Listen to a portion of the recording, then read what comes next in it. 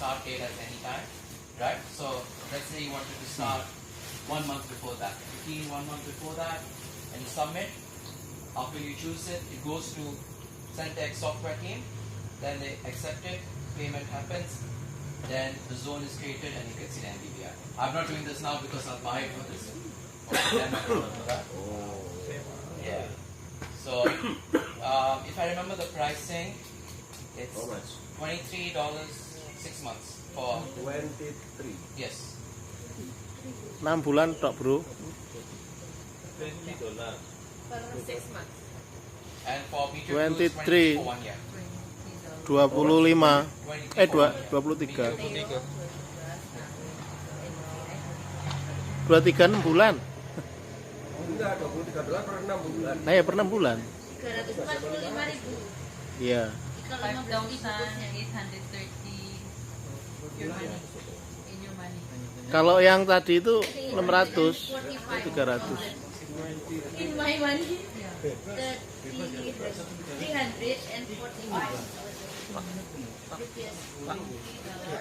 That's like Facebook it. Yeah. 15,000.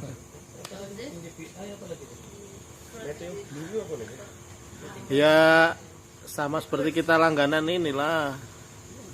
Langganan apa IndiHome itu. IndiHome 335 itu speed. 3,5 per bulan. Well, probably good to buy. Very interesting, very interesting. That's good to hear. Yeah, but like I said, we do integration weather stations. We just need to know what outputs they have. And like I said, we're working with Galcon right now. Galcon and Sentek.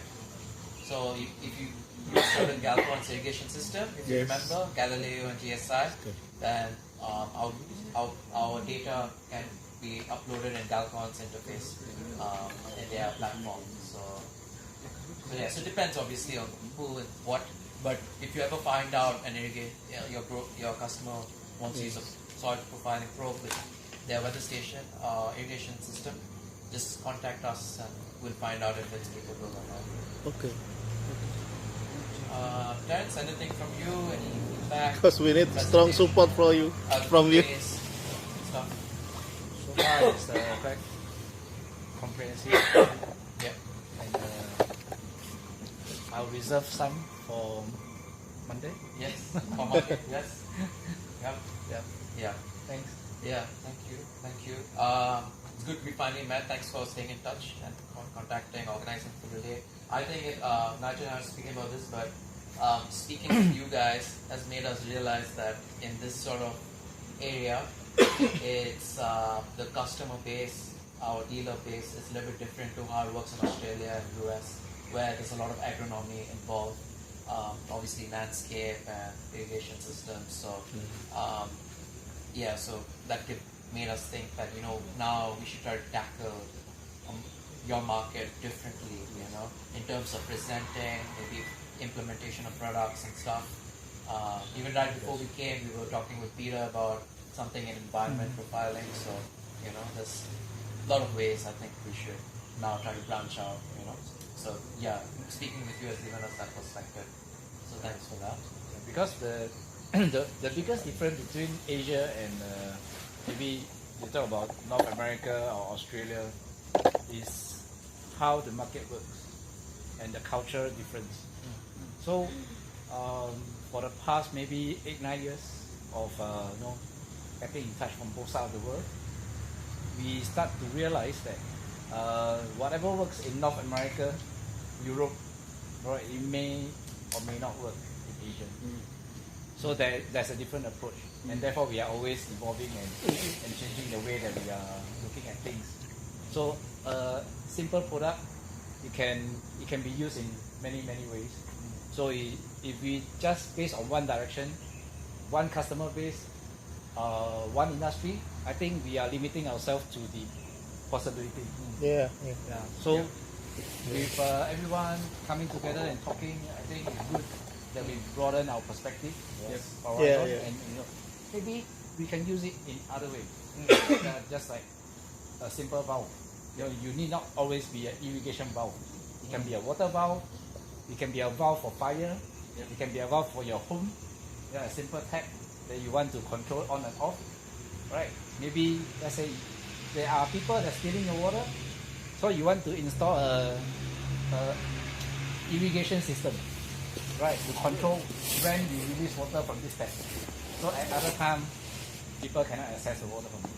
Something like that.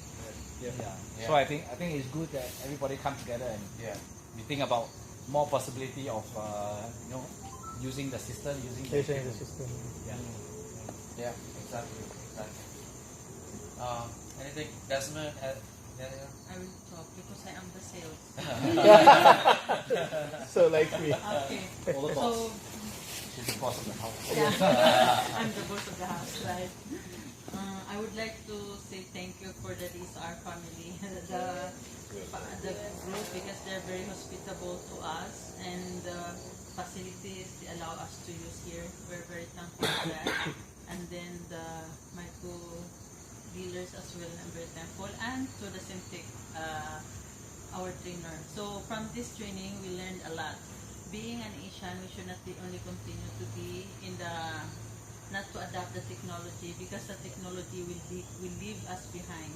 So we keep moving and we try to study on how we can adapt in our place, and then let's move forward.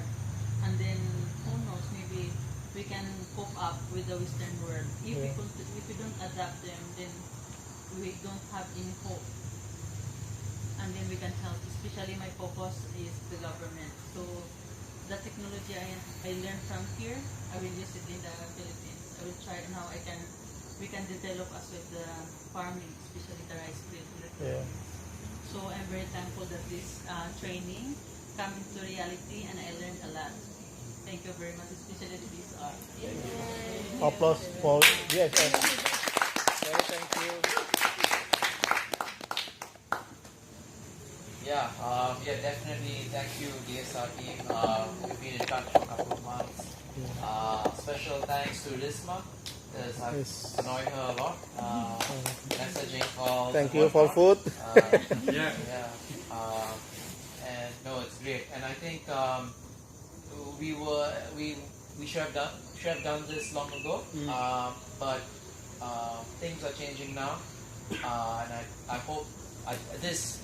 Getting you guys here to come here and organize and spend some time shows me that we should be working with you guys. So we have dealers in Southeast Asia. All of them got the invite. Only you guys turned up. So that shows to us that these are the people we want to work with. And it's been a great positive experience from my end. First time trying to organize something and present something. So thank you, Nigel, for coming in last minute as well. Can I just add thank you to you guys as well. Thank you for letting us walk around in your field here and stand on the corn.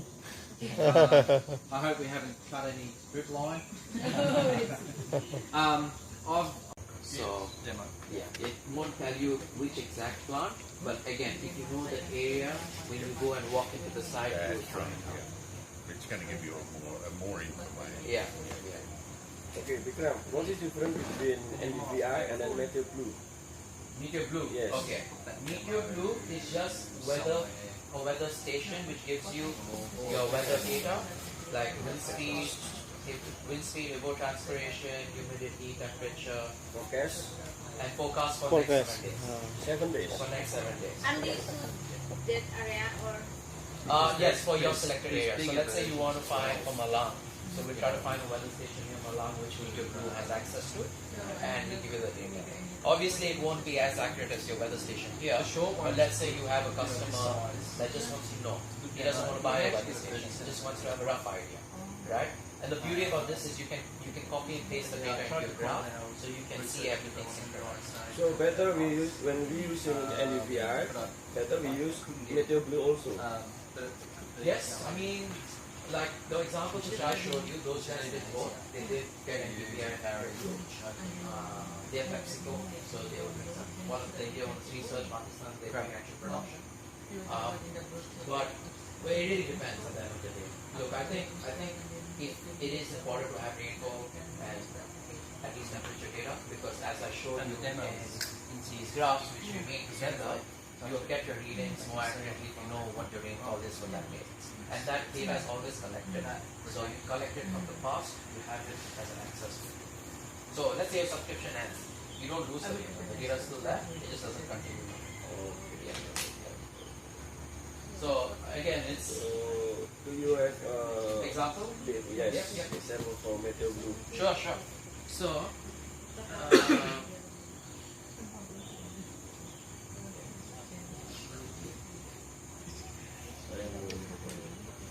so in this example which I showed right after our break just now, right? So you see here, this is 80 rainfall. This is the soil moisture data. Let's see if you do I have permission now? Oh, I have permission now. Earlier I didn't have permission. Oh, so I just want to show you here that. Okay. Alright. So in this you can see that there's a rainfall data up here and your ET data up here. This both have been copied from the Meteor Blue, which is this one. So they copied from here and pasted in that graph here. So this is Meteor Blue. See? So you have your wind direction, wind speed, humidity, ET, rainfall temperature. So that you get this. So all of the information is always graphic here. Is It's always graphic mode. yes, like Yeah. this. Yes. The graph. You want numbers? Yeah. Okay. Semua You- harus terbaca di we satu can't- grafik. We can't do Baca di satu numbers, grafik. I don't think. We can do bars, but not numbers. So Numbers. what is the forecast for 7 days? Oh, this is it's there. Which one? See, because this is from December to May. Okay, so I've shown 180 days. Let's say I go all data. Memang forecastnya tiap 7 hari tuh. Kalau This is from oh 7 hari. this is from Oh. March. Okay. Now let's go 14 days as of today. Oke. That is what you get. So this blue line you see here, that is the next 7 days.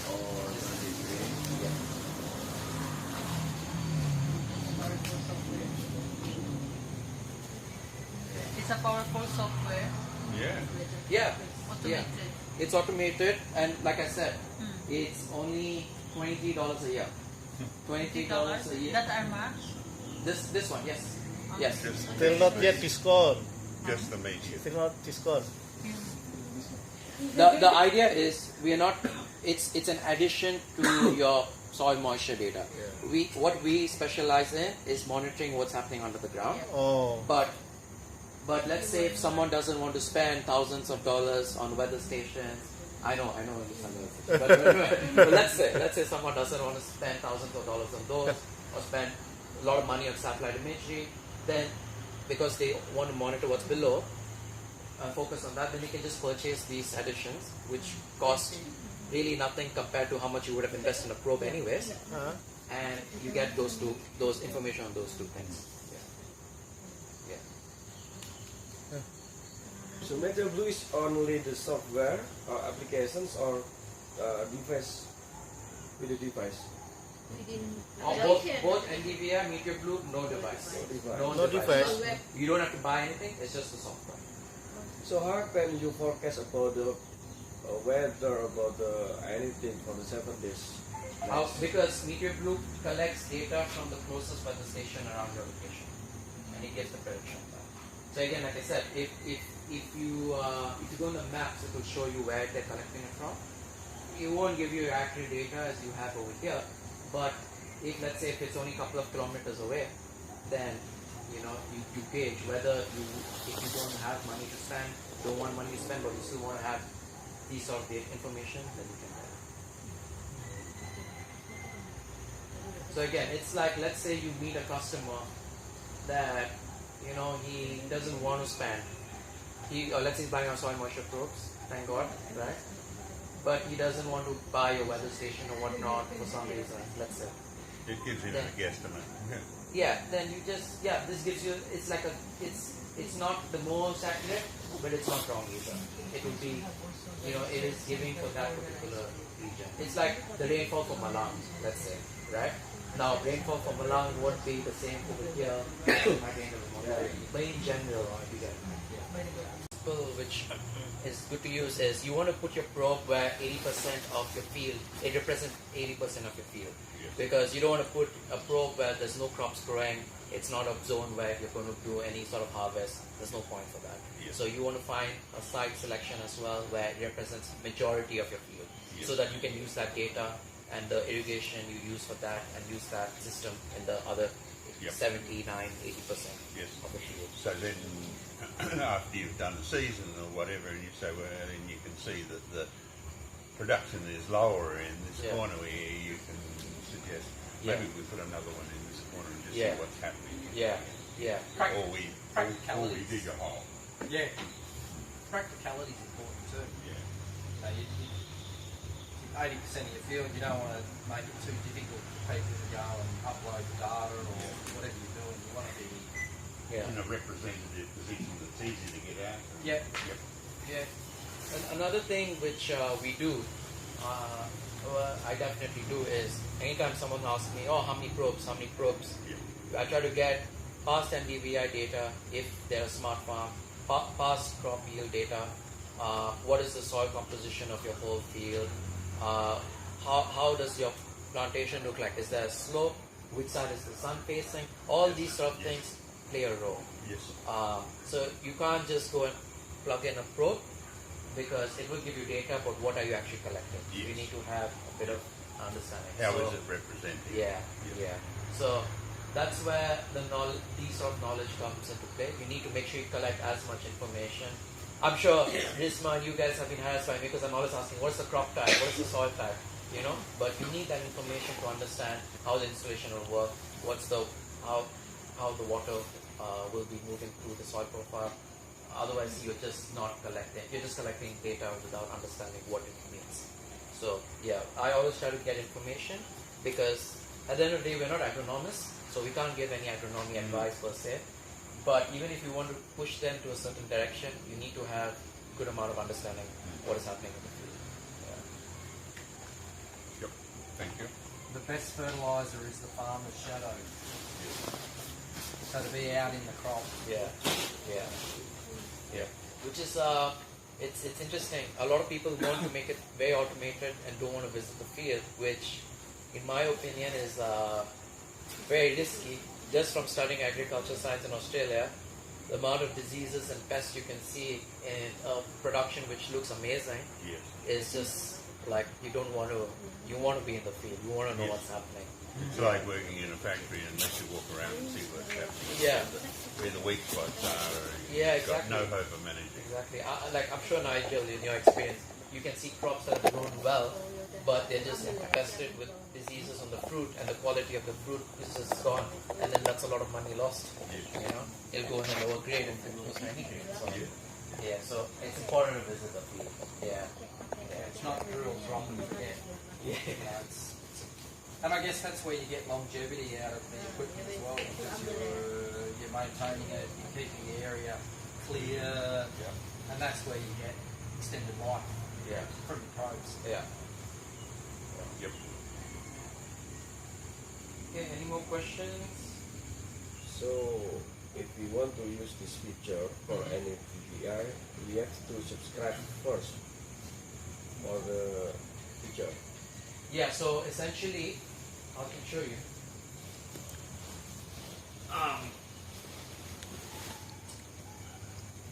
Can I log into your account? Just to show us. Irigasi. Yes. Okay.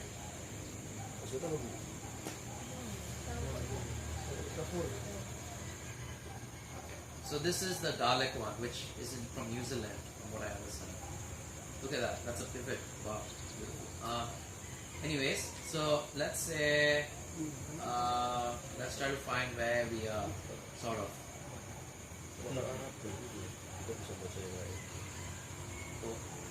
Okay, we're not going to be in Malang, we're going to be in someone else's home. But let's say I want to take, oh God, okay. Well, let's say I want to create a new zone, and I click this, I draw this, draw this, draw that, and that. Oh, so we can do by ourselves, yeah. Yes, yes. Oh, sorry.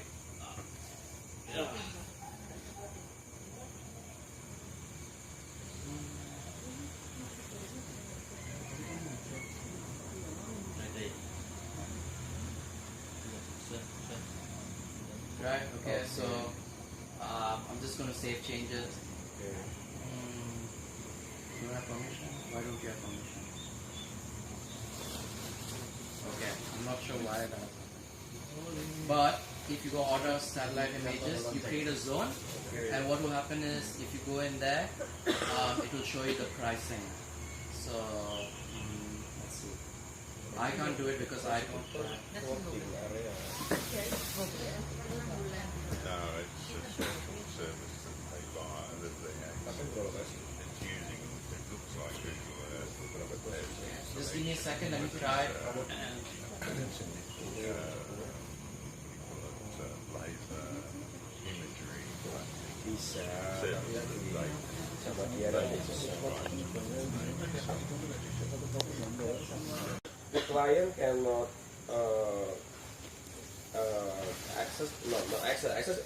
access we can because we have to know about the analysis, but we just plotting the area Yes, and then we inform to you, yes, and all of the data will created by the satellite. yes.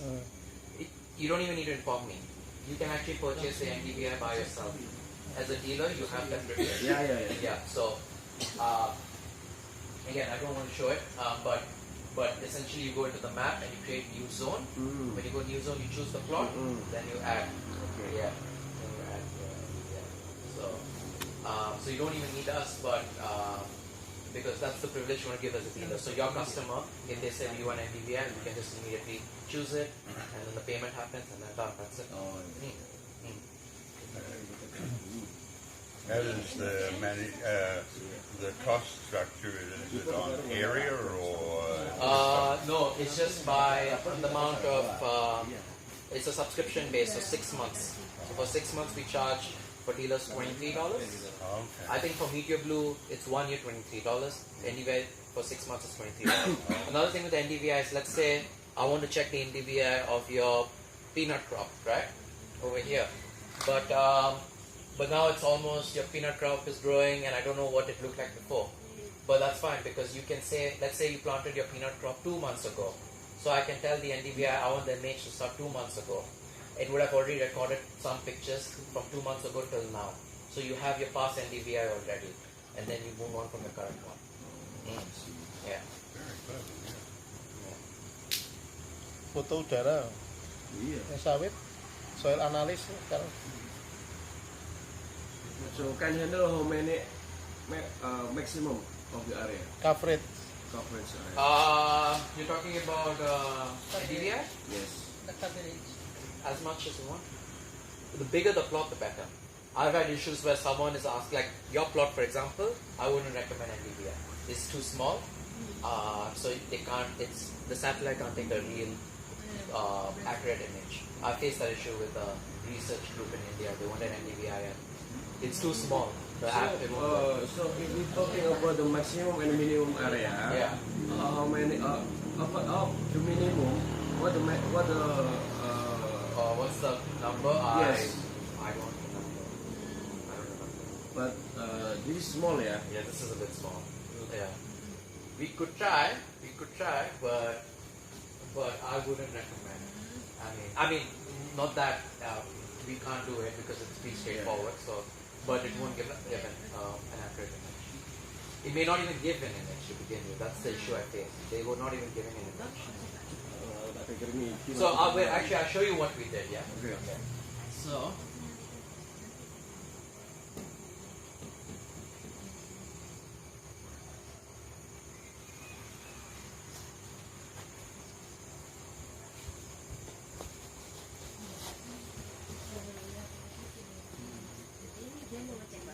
Kalau yang lebar mungkin ya pakai kabel itu dia. Yang Bluetooth ya nih ya. Okay. Enggak ada alat. Nggak kena lah. Nggak ada alat. Tadi meloting area punya kita. Di plotting, ukuran itu mungkin. ya kan di titik kan Google Earth. Ya. Gue langsung dikirim nang DE. Oh. DE sing ngarap nang kantor. It cannot be in the background, the Google Earth. Round? Yeah, no, it cannot be in the background of the area. Well, Something that's like what. image? Well, that's what we did. So, this one, it's a research group. They wanted to do this blue zone. Okay. When I tried to do it, it would not work. It would not show anything. So what we agreed was we'll do it for the whole research plot. So we did that, right? And then this blue area, we mark it, we give it a different zone so that we know that's where the probes are.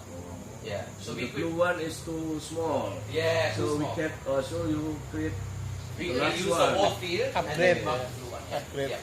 So So you could mark the client's whole property basically. Yeah. And, yeah. and then Yeah, you can choose, yes. work I had to get the software team to help me.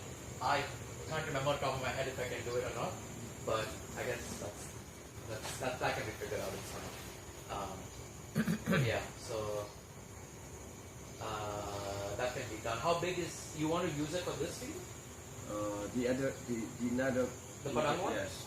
How big is that one? Padang. Berapa ya? 20 hektar. 20 hektar. 20 hectares. Yeah. Yeah.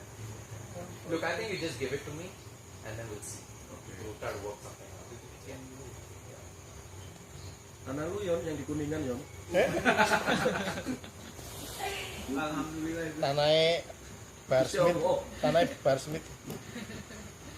Yeah, any other questions? Yeah, so that's the meteor blue. Yeah, I've noted down how do they get the ED for stems. You brought up that question. Yeah, I haven't found out yet, but we'll find that out. And yeah, I don't think if there's anything else, but no, I think it's yeah, I covered everything I feel like I needed to. So no more questions. Any questions on anything? Installation, products, field days, anything? Any questions? when you're starting off with Yes. the product, Yes. any recommendations on how to go about selecting a property to start your work on? Like site selection? You know, what's a good place to start? Yeah, yeah.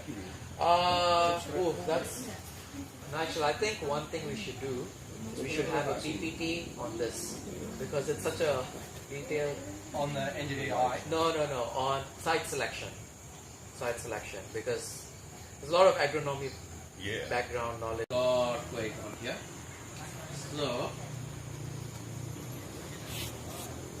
So if you go talk to Potter, has big readings over here.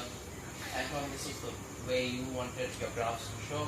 So that's what we were talking about, which is it gives the actual value and not in terms of the position of your group. It's more about the data itself.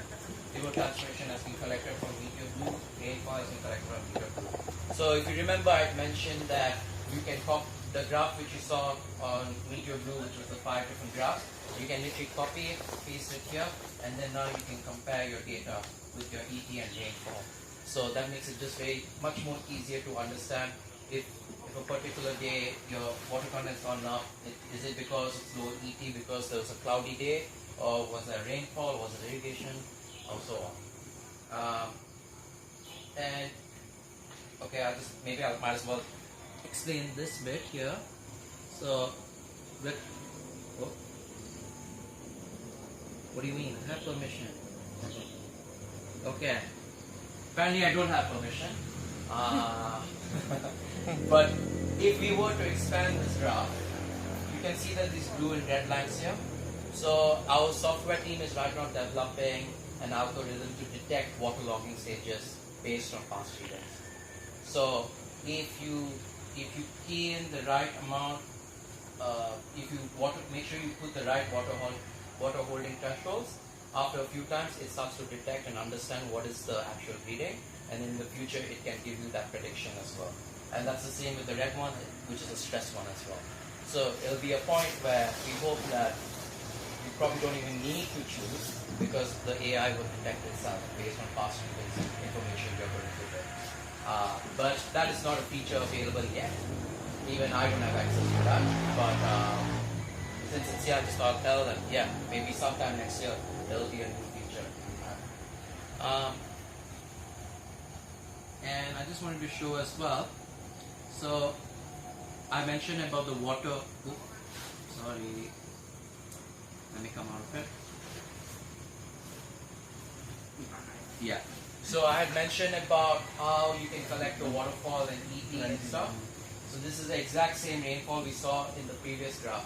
It is collected from this weather station, and all you have to do is just copy, go into this graph and paste it. So that's the idea of having me do an NDVI, which is just to add more to your data. Now with this example, I wanted to show how we use mapping. So this grower has allowed us to share his data with us, because we do a lot of research project with him. This is down at near McLaren Vale, which is the wine area, and he grows a lot of wines down here. Sorry, Barossa Valley up there. And What the greens meaning, zero meaning? What is the meaning? grapes. No. The numbers. Like rain. The different colors, right? The colors. Yes. Okay, I'll show you. So let's say we want to look at this 8 over here. This means in this particular view, there's about 8 probes in there with readings. So if you zoom in, you can see the numbers increase. So now you see that, okay, these are the numbers right now for these particular probes, and these are the numbers for these probes. So the green means it's in the green zone, which is it's in the right water content stage. The red means it's stress, and yellow is onset of stress. The reason it's a lot of red is because the viticulture season has ended already, so all crops are harvested and there's nothing there.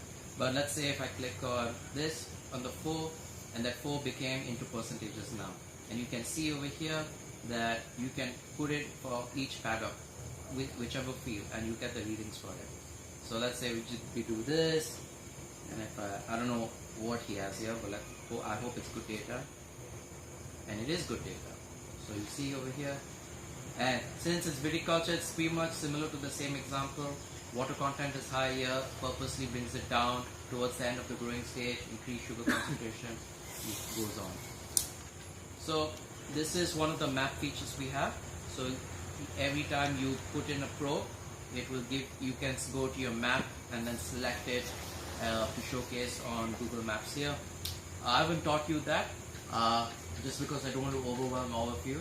But like I mentioned, in a couple of weeks' time, we are announcing the learning platform, and in that learning platform, we are we're going to have a lot of videos and resources for training Irmax Live and so on. So that will help you and show you that you can do all of this as well. But another thing I want to show you is NDVI. So if I go here, so this is the weather station, which apparently is in this area, and well, it's supposed to be this paddock. It hasn't been recorded for some time. But if I right click and I go to zones and I click this, okay, it took me to another place. But if I click NDVI, you can see that this is the NDVI as of April 17. So if we click here, we can see that this is the NDVI that has happened over time period. So if I'm not wrong, they just started planting over here, and that's why it's all red, because it's bare soil, and the NDVI is low here. But then as you click right, you see 2 days later, and okay, I'll just show this instead.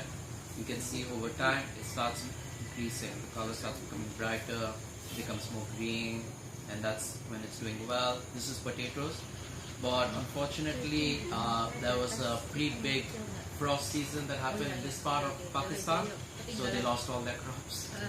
Yeah. And I think now they started planting something else, but I'm not 100% sure, but it's showing, we're showing the data for that. So this is the NDVI reading we have. But you, like I said, you can have your other ones which are NDRE, REC, L, but that depends on your end user. Maybe they're most. Yo, today this is studying together.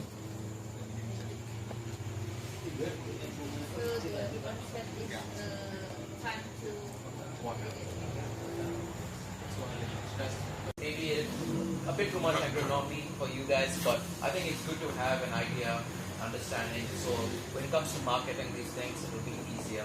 So if you have some people who have the agronomic knowledge, they can promote this well. So that's the idea.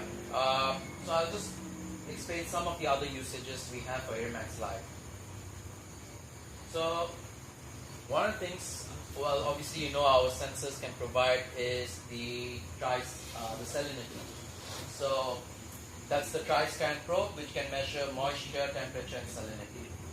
But we haven't really discussed or worked with any Airmax Live data on it, so I just thought it would be good to show. So what we measure is the volumetric ionic content. So that just basically means how much salt is present in the ground. And when we talk about fertilizers are generally they have ionic content, so they are kind of like salt, right? So when you apply a fertilizer, and usually when you apply it, if it can be dry, it can be liquid, but even if it's dry, you have to make it wet to become dissolved, right? So your graph over here can calculate the fertilizer amount that has been applied. So in this example, you can see that it's a 30 centimeter, and at this particular day, this grower has added 50 pounds of nitrogen. And what has happened is, obviously nitrogen is a very mobile nutrient. So when you would have applied it, it would have been in liquid form, would have gone down the soil, and you can see how deep it has gone, with most of it going the top two layers, right? And then you can see over time, he hasn't done anything much with it until the end of the month, where he has reapplied the same amount. So what he has done is, he has seen that, okay, this is the time I want to apply, he applied it, and then as time progressed, when he goes back to the same amount, he applies it again. So this gives you an idea of understanding when to apply and how much your salts are moving down the profile. So it gives you a good idea. So maybe old tradition is you do it every week or every 2 weeks, but when you can really see how it's moving down the profile, I think that's a better indicator of managing your fertilizer input. And just to showcase as well, you can see that when he applies the fertilizer, that the water content has gone up as well for that day. This is hidden. This is also hidden, but yeah, you can see here. So that shows that he would have had to make this fertilizer into liquid form. Now another thing we can do is we can show 2D profiling, and this is more for research. So these are the EnviroScan probes, and what they've done is they've placed the probes just right next to each other, and they've measured the movement of water across the soil profile. So you can see that most of the water using this indicator here are in the lower zone. So that shows that the water goes down very quickly and it moves towards this direction. So that is where the origin dripper is, and I think it's moving towards this side. So you can see that the liquid is flowing down here because that's how the soil profile is. And similarly, you can see the salinity on the side. That shows also how much of the ionic content is in line with the dripper and the probes itself. So a lot of this is being done in research. Right now we don't have that on Airmax Live, but we can only do it on Airmax Desktop, but it is a feature we're adding to Airmax Live, so it should be coming out very soon. I won't go too much into this, but essentially we've spoken about this before. It's again about understanding your soil profile. This is a sandy soil, and when it gets irrigated, you can see the water has just gone straight down. And if you compare the probe alongside from the dipper, when you can compare the probe side from its dipper, you can see that at 20 centimeters it is fluctuating along, but when it's 60 centimeters away from the dipper, you don't get the most accurate data.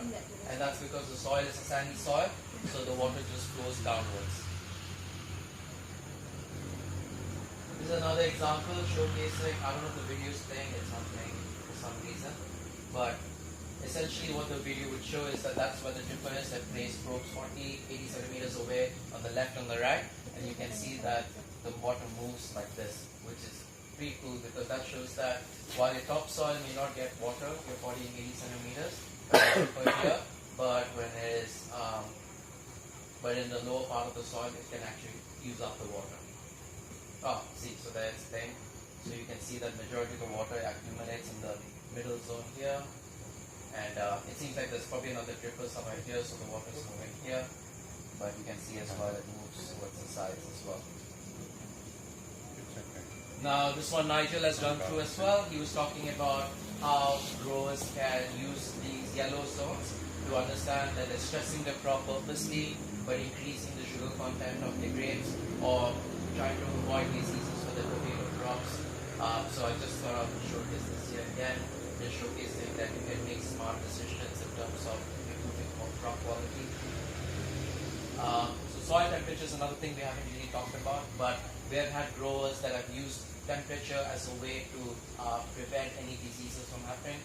So powdery escape is a disease that happens a lot in Australia, and usually these are the thresholds it's in and up and lower. So what they would try to do is they try to avoid it.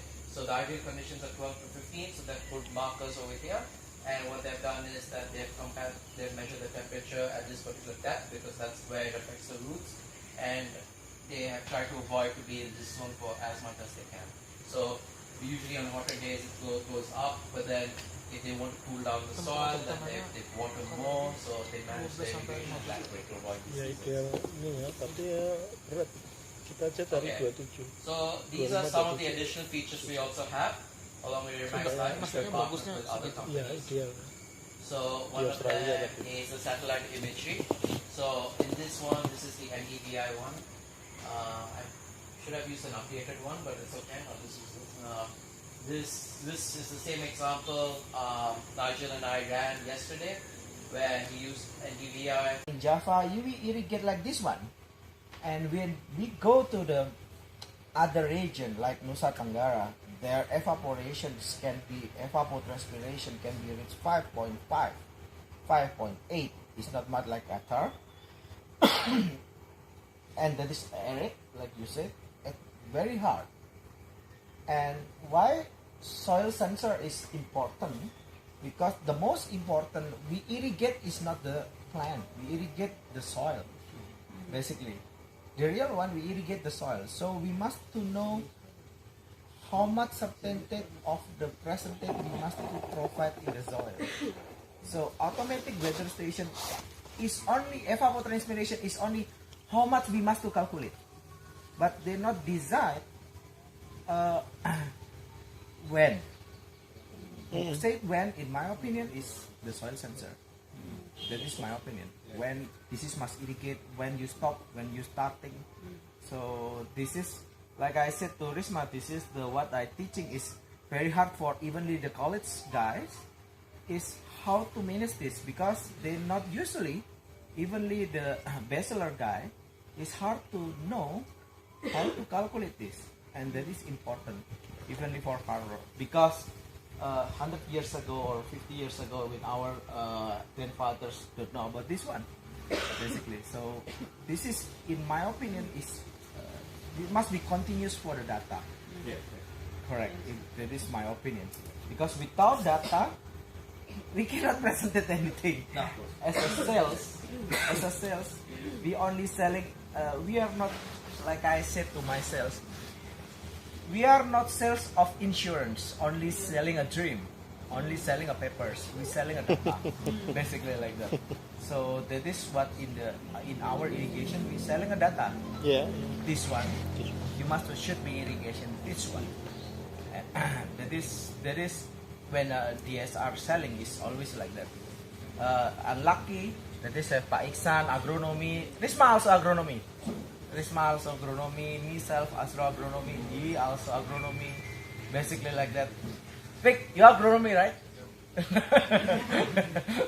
So I have a lot of agronomy, and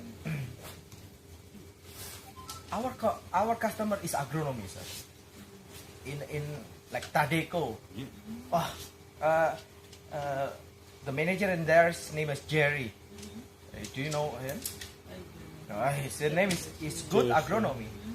He's always talk about how much water applied in the drip and how much evapotransport. He put the sensors in the middle of the tree, in the top of the tree, basically like that, because only collect the data. Basically like that. That is, as I know, you have a best banana plantation in the world. Banana and pineapple. Pineapple, basically like They that. have, I think, 100 hectares for the dome. 100 hectares. Where? In Tadeco, 5,800 hectares. I know very well about Tadeco. 5,800. In one plot. Yeah. In one plot. One farm. yeah, One farm. Just one farm. 5,800. They are the biggest in the world. For one plot. Yep. It's For one plot. it's a big company that started in the Philippines and now is owned by Japanese Now by interests. Japan? Dole. Dole, that is Dole. Dole. It's Dole, Dole. yeah. So And then Dole is, I think, if you visit Dole, as far as your eyes can see, those are Bananas. Pineapple. Pineapples. and, Just and pineapple. where, yeah, and in between where Just it won't just grow near our pineapple, thousands of acres of banana. And next is banana. Yeah. There is in Tadeco have a lot of, basically like that. Yeah. Yeah. I know Philippines very well. Only 3 times I'm there, and Tadeco have a lot of good agronomy, and their plantation is a clean, Yeah. Beautiful. clean.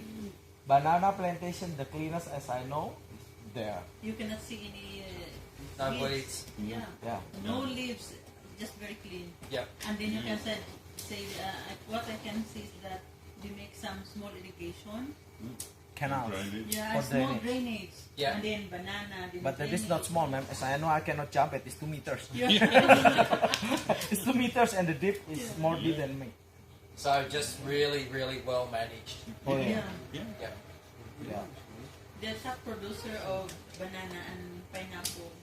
And I'm thinking that with a little bit more technology, we might be able to make them even better. Yeah. Yeah.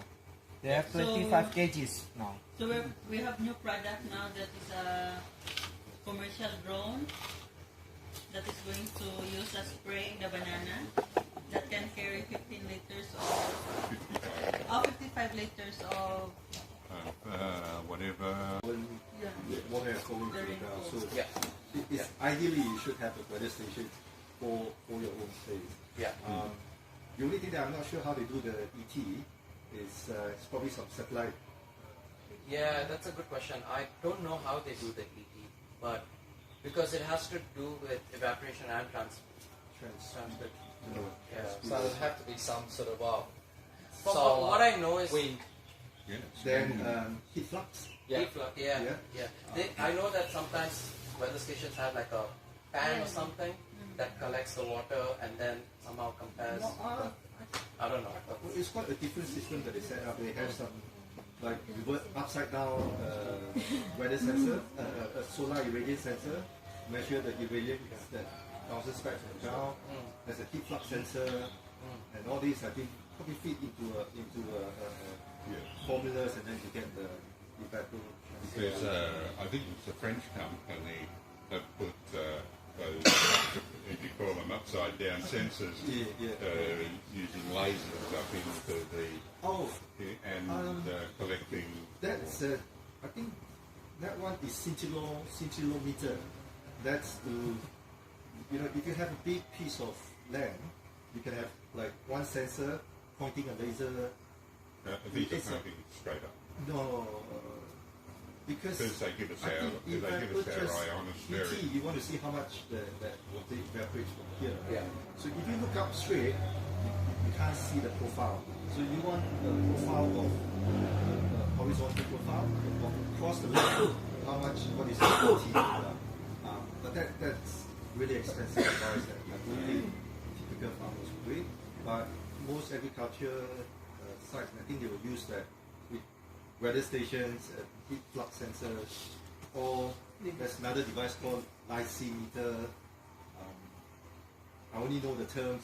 Effectively, how they work is, again, they have got sensors measuring how much water goes inside, and then I think they measure the weight of the water left after a day, and then they work out using some formulas. And for the developing countries, you don't need one at everybody's site. You could put these at regional centres type thing, and then feed that data back out to all the farmers, and it's going to be 10 times more accurate than a guess. Yes. Yeah, good But guess. it's not going to be exactly site specific, and gradually, I guess, people, sensors and stuff will get cheaper and whatever, and everybody can have a little one that goes in like you could. Yep. So where would the nearest government Have it. It's around 10. Oh no. 10 kaki. 3 kilometers from here. 10 kilometres? 3. 3 kilometres. Yeah. So the thing with that is, with the meteor blue, is you can collect that rainfall data. So you literally, it shows you in this sort of format, like that format, 5 of them, and you have for your site. So you can just copy it, come to your graph and put it here, and then you can just compare day by day, and you can see. So yeah, it just gives you a better way of seeing what's happening. So you are saying that the software or device that you have just mentioned, it can actually calculate ET and give you the data? Yeah. You don't calculate ET, right? You take the ET value and feed into your formula or your graph. No, I don't think so. I think they calculate ET. I'm not. Because currently I'm doing a consulting project in Dubai, Expo City. So they have a system called the LEED, a lead design. So inside the lead design there is a formula that I'm expected to fill in rainfall as well as ET. So rainfall is easy, right? You can grab rainfall from a weather station all over the world. But when you come to ET, there is no data that is available anywhere. The only way to do it is by doing certain formula, and the formula is very complex. It's not so straightforward. So the easiest way for me is I just grab the rainfall, then I do a certain coefficient, my K factor, then I just multiply it, and there comes my ET. But after you do that, you realize it's very stupid, because the ET is either 0 or 0.1, 0.2. So it doesn't make sense. So I went back to the lead consultant, and I tell them, I say, okay, this is as best as we can give you, but it doesn't mean anything to you. You know. So in Dubai, Qatar, they wanted to be water efficient. So they tell us your irrigation should conserve water up to 60%. If anything that is not consuming more than 60%, then it's not a good irrigation design. But I just have to tell them that if you base on this data, then it's pure stupid. You know. So you will visit Philippines water is running. There wouldn't be too many days when it rains, would there? No, exactly. So the application rate will be very high, and evaporation rate will be very high. So they wanted to know what is the ET, but what's the point? You know, when you have such a low rainfall with high evaporation rate, then what you can do is you just keep applying water. Nothing much you can do. And watch it go through the profile. Yeah, and they are very sandy base. Yeah. So whatever you apply, it goes straight through. Yeah. So you can just do maybe 3 times a day or 4 times a day. You have to do it in regular basis. We'll follow up exactly how that value's been calculated. So if that is something that really can materialize, then I think that's the answer.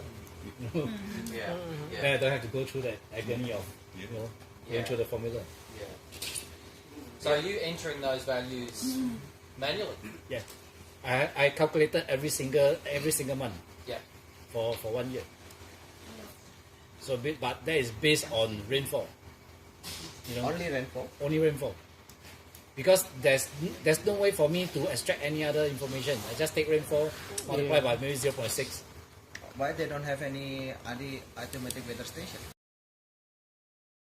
A more friable soil that's not as heavy clay, there'd be quite a bit of soil accumulate around here. But because this is like it's clay, So we would carefully pull this away.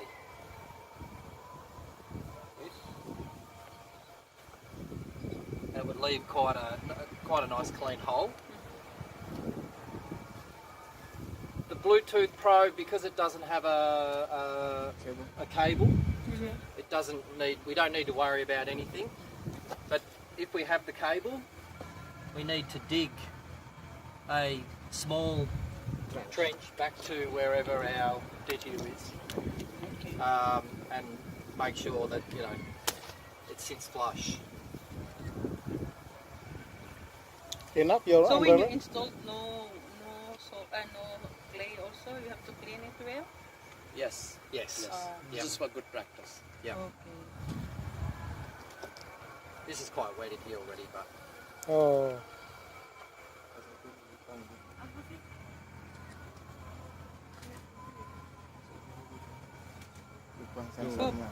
Right? Vic, yo, iso pas ngono. Ya Vic. Phone apa diangel mati. Pak berarti harus tinggal di sini Pak kalau nyebrang. that's it.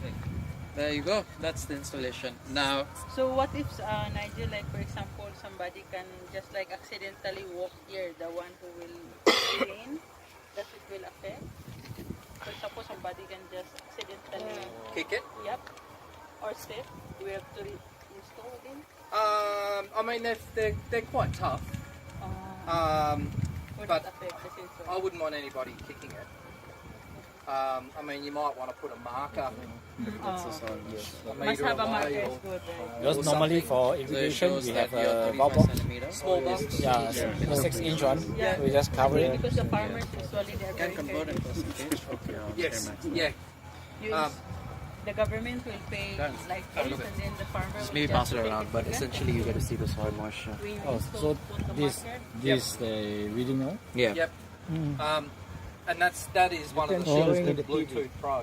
Ah, Is that for the Bluetooth connection, it needs to be above the. So this moisture. Yes. So if you want temperature, you just swipe right. We only have moisture temperature for this one, but otherwise you get Vic cable, also, then, volumetric ionic You know, compound. it's flush Yeah. with the soil, So that shows that and you can. this is the depth where the most moisture is present at the moment. Yep. Probably from the installation. Yep. Yes. And we do have longitudinal auger pieces, so you can actually go below the soil. So you just have to understand what the reading represents. Yeah, and then this goes up to your max life. You can upload it, and How, then that's how the graph about you this see. rod zone? Temperature. Temperature. It depends. In vegetable crops, So maybe we may have to let it stabilize a Because when the bit crop's before the finished, reading gets they take Yeah. more accurate. Yeah. Because we just And they go drill to and spray water. So Oh, all the reading is jumping in a park or a garden I think this setting. here and here. They'll 27, stay. 26, 27. They'll put the book box over the top, or it depends. If you put, It's very if you fast, actually irrigate, then very fast collect data. let's see tomorrow because Yeah. it's collecting data. Exactly. Yeah, Then you're gonna see it live. Yeah. good. So what are you seeing on the app? Very fast collect data. Basically, the moisture content right now in the soil. So the highest is at 25 centimeters, at 50 millimeters, close to 50 millimeters.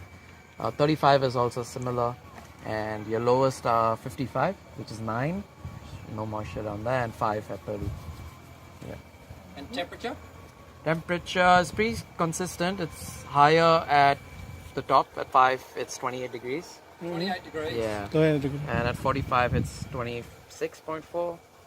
Yeah. 55 is 27, interestingly. But yeah. 26. So I'll just pass this around so you can have a look. This is, you just swipe. EC is not yet. Sorry? For the EC, it's not yet. For the EC. This one is moisture. So this they is only a have two sensors. Yes. Moisture and temperature. Yeah, temperature. Yes. Okay. Yeah. We have an EC one as well. We brought it. Yeah, but that's new, and this is a little bit old, so we use this. Okay. Yeah. So how we know this product for with easy or not with easy? How do you know? Yes. Okay, so when you open the cap, you pull it out. On the top, it's written M. M is moisture, which is the 2 sensors. If it's with salinity, it's with a T. It's a tri-scan. Yeah. Tri-scan. So for the rice bread, what is the best Who's the best brew? PM or T? It depends. People sometimes use tea because they use fertilizers, so they want to see how the movement of salts go. Lower. Otherwise, some people have salt season coming up. In the wet season So will be lower. lower toxicity. Yeah, but the coldest in the dry season. The coldest night in the dry season. Yeah. For average in the rainy season is more lower. Yeah. Basically. It'd be 28 degrees at 50 centimeters. It seems quite warm to me. Correct. For your side will be Quite safe warm. warm. Yeah. Just shows you how much. Yeah, so you put the probe in there, close it. Oh, I thought you're going to just. Well, depending on the soil. Depending on the soil. Okay. I reckon that being clay, I reckon it's pretty, be hanging on pretty tough. Pretty, yeah. Be like the old star dropper. Tapi, ini apa kalau ngetakno iki? Dari Narik. Kali, Pak. Ngono iku lek arek gurung kaun ngene ya iki ngene iki. Lah, So every time, like after the harvest of the rice, you have to remove. Yep. So after a rice crop, you move to a new paddy. I think you can pull that out by hand. You could actually. You want Coba, try pulling out of hand? tadi nih, Fik. tarian langsung. Aku dirusak, Pak. I think. Iya, Twist it and then pull. Tak bisa. Oh, jadi buksa. No. Okay. You can Otherwise- see that. It will damage.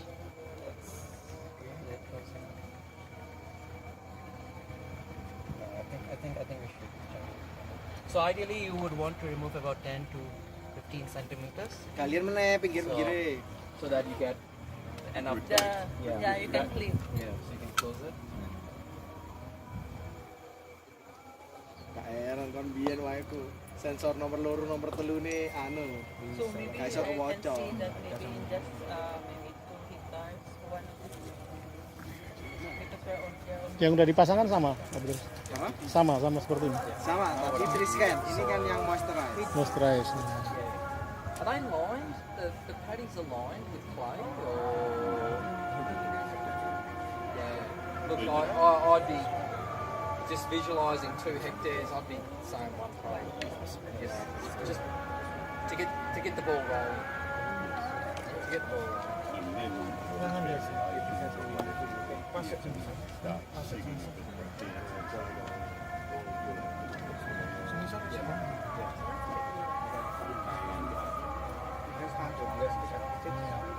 Yeah, the gel. I usually don't make twice because the gel is this one. Wait, this is T or this is F? They're telling people.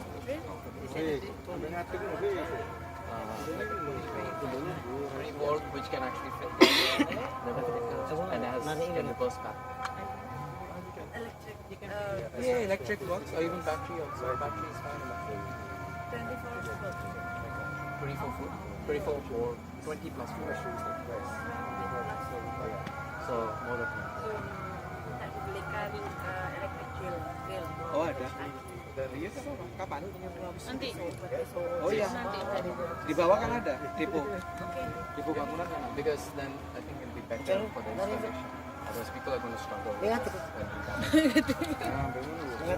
Oh, you still want to do by hand? Lunyu guys. So no one will steal it.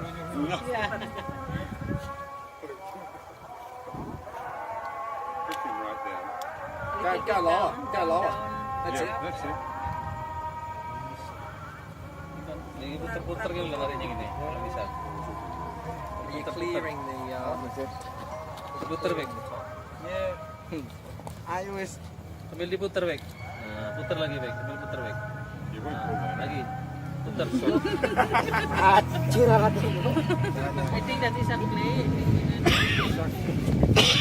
Too much water probably. As you can see, it's going to stop. Bir, Yes. how to know this is M or T? How do you know if it's or okay? So this one I can go and check in my database and let you know. Also, I can find out. So that's the one you have right now. Everybody.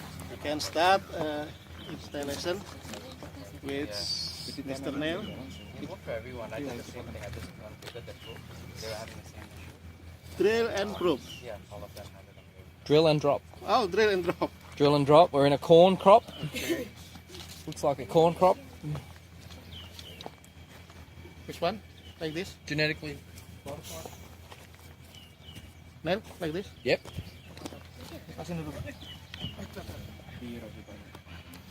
Okay. So you might want to just hold it. Push it. Sometimes Nut? Yes. Yes. I got them all. Different job, yes. We can perhaps come back and tighten a little bit more if you feel it's still loose.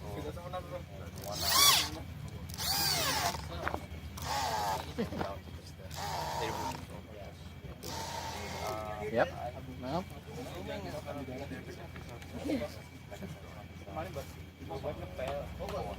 Yes. See?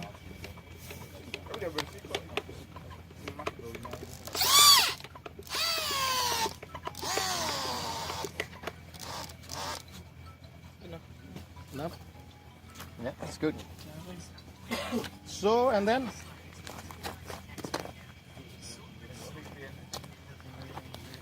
you come here, is monitor video. Have we got the key? Yeah, okay. So we'll remove this this socket. Nut? Yep. Yep. Insert the auger. The next step. Gini. Oh gini. Oh langsung gini. Yep.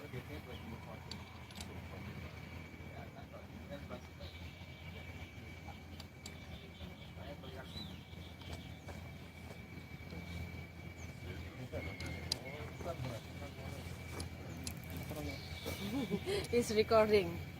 You're recording.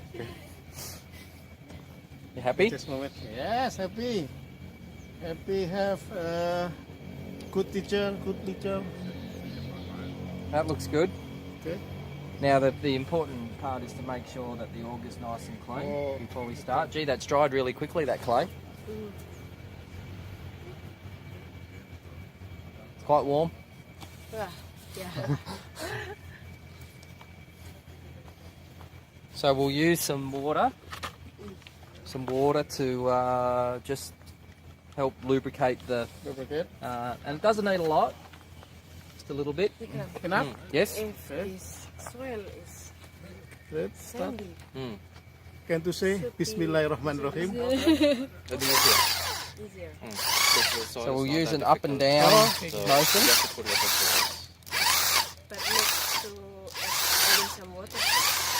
You still have to spray water. You need to boil. Okay. Yep. So we'll take it out. Yes. And with clay, you always have to keep it moving. Wah, enak kapan mana? Kon asisten yang ini. Oh. Sorry. No problem. So I need to, when you push down, drill. Yeah. Yep. Drill. That's good. Biasa itu tuh lah. So every time I just sell, Neil. selling, promotion about some product. Yeah, he's famous in Indonesia. He's famous. On He's got a YouTube channel. On look at you. Yeah. Yes. 1 million views. Hello. Hello.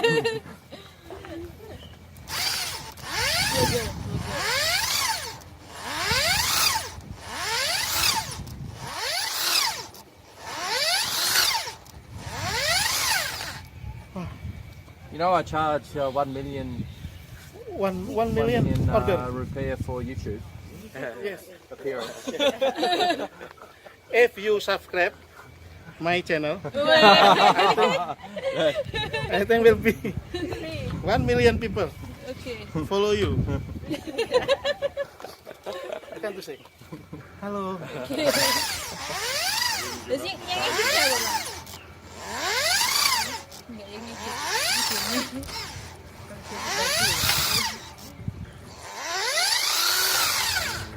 Okay, Pak Andre. Lanjut. You can continue. Start. It's getting too difficult. So my When you're famous, you don't want to work too hard.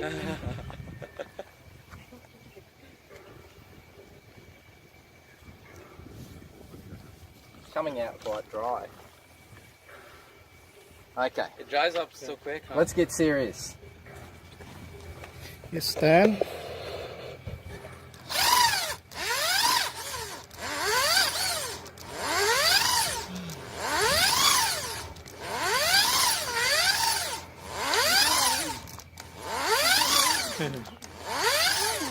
Okay.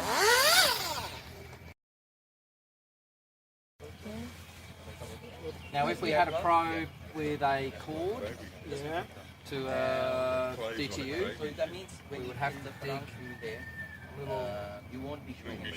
pathway for the cable to go to the DTU, but we don't. This is a Bluetooth probe. This wire for cable. Yep, but we don't have a cable, so you just go straight into the ground. So before We would usually Moisturize. clean Ah, this. it's very dry. I think you need the water. Well, it can be, yes. Technically, it Normally can we'd be, have this nice and clean. because you already have an account. Correct? This is quite wet. So is the ground Straight in. udah tadi kemarin. Iya. Iya, udah. Nyoba lagi. enough. Yep. Okay. That's a good height. So the first probe is 5 centimeters down. This is that from So we've got the Bluetooth, Bluetooth. Okay. then we've got 5 centimeters. Probe number 1. 10 centimeters. Probe number 2. 30 centimeters. Probe number 3. 4, 5, 6. So this is good. There you go. Well done. Okay. It's like Okay, thank you. Good luck. Oke. Pengalaman yang luar biasa ini. Kita ada di agri farmnya teman-teman di SL. Saya bilang ke Pak Petrus kemarin, bangunlah company-nya, bangunlah training center-nya. Duh, itu keren loh, sudah So I have another channel YouTube, only talking about durian, alpukat, everything. cara menanam durian gitu. Yeah. Bukan. No, fertilizer program, Oke. durian. So it will be success. I will make you a new channel, especially talking about irrigation. Wih. Sentek. Di mana? Okay, that's enough. Iya.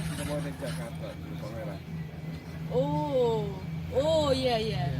After this, I will show you about my channel, Okay. durian, I'll everything. subscribe. Subscribe. Okay. A little bit of editing and they can see the boss doing it.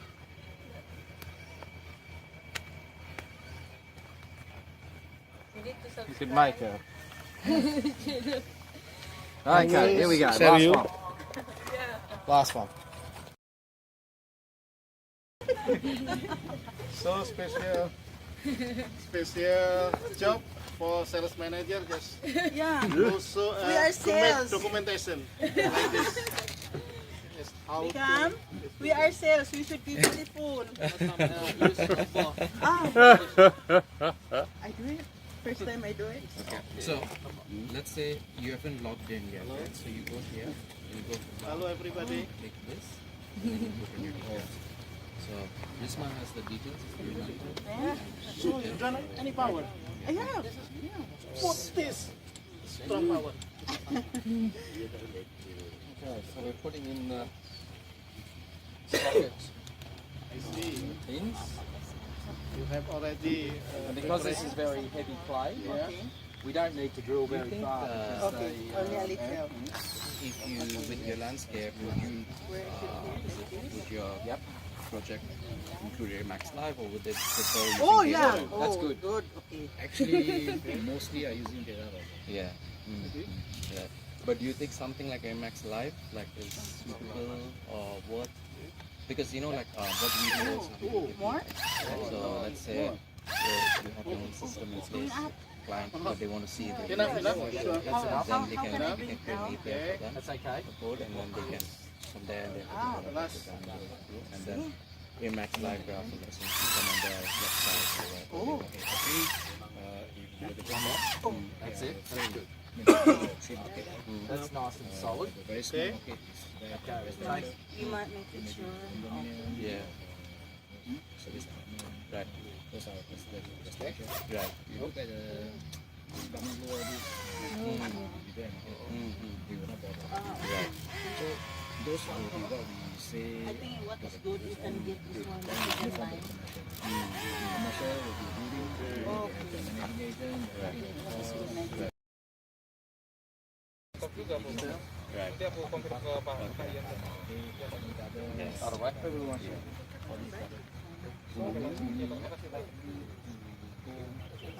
Making sure this is great, right? Like the API. Oh, and stuff, it'll naturally. because they might also be trying to create their own hub. Yes, not surprising. I need gloves. So what I'll show you, which is I think where we had problems yesterday, Is it guarded when by we they drill- have their own team to get all these sort of standing all the integration and nice and tall, so they have their own software. straight down, and up, and up. Oh, faster than yesterday. Different yesterday. But we need the water. Water. Water? Water. Very hard place. That's where you get the fingernail. Yeah. Oh, sorry. Yeah. I mean, Just it, to. Can you also practice? Yeah, I can do that. I'm very good in Take it drill. up here, just a little bit here. and again, like you said, Just sitting in the office. Yeah. Sorry. I tell them that. it's interesting because even in Australia with farmers and stuff, if they see the neighboring Okay. Yes. So we are starting trailing. So dapat it should stand up straight like that, and then So when we spray, only one time. that's enough. Okay. That's enough. So when we're drilling, yeah. And I know Cambodia is still an ongoing new process with your company, but Even these with sort of yesterday, things, very simple.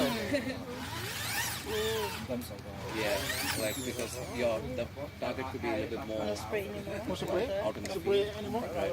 So they will be interested in these sort of stuff. This, eh?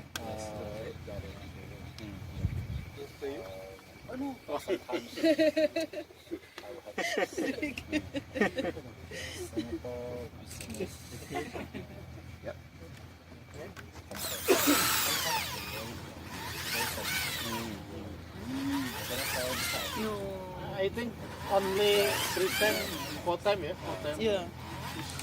In and out. Yeah. but I think the drill is quite weak. Yeah. Oh, It really? should be fast. Yeah. No, it's stronger. More power. Yeah. So The speed is right. But, the lesson is the equipment is crucial. yeah, it's paramount. It's crucial to have a good strong drill. Get a DeWalt. So we have to invest in the drill first. Nigel, get a good Yeah, the big power. I think high power. Only 4 times.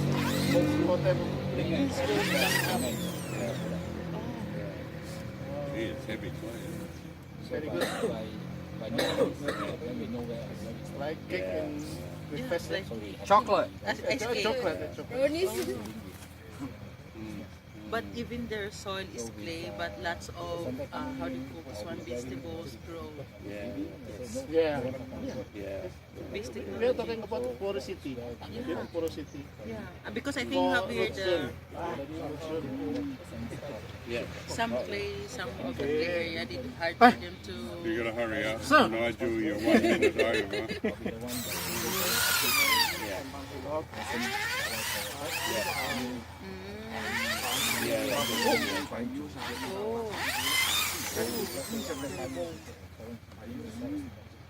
So it's a lot better than yesterday. Yeah. We did it tough yesterday. Kapan lagi We did it really tough. yang bersih-bersih I kita didn't itu yang think that nyemprot drill would even fit it in there. Yes, well, it just spray water. Deep cleaning. So if you don't remove this one, it's not get down. It'll fill up and it won't, just won't cut. Right. You shouldn't have those. That just amazed me because the soil is And clay. This is a very difficult job. That's good. That's good. We don't want too much water. Oh, yeah, okay. Just a light. I think enough one time again. yes.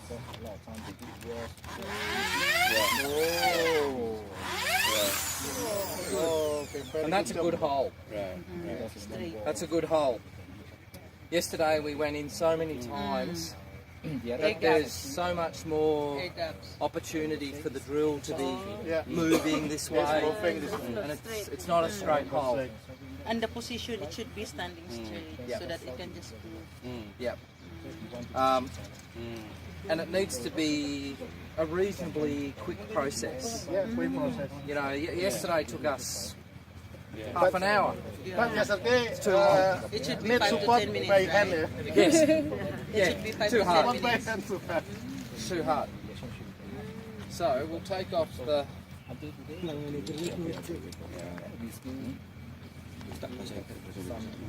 We should invest in a nice drill. We The need bigger one. one. We need one anyway for installation. 24 volt or 18 volt DeWalt. Yes. They're not cheap. Yeah, I think DeWalt and Makita is nice, right? Makita is a branded one. So you can now remove the pins.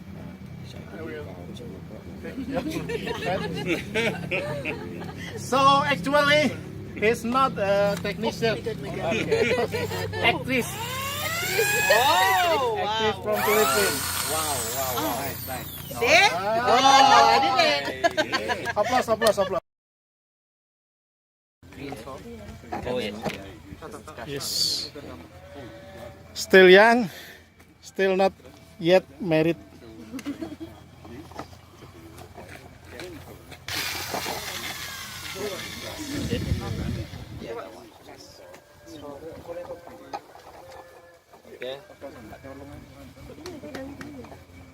Your hand, your hand. Yang atas, Yang atas mas, yang atas tangannya kok muter sama yuk.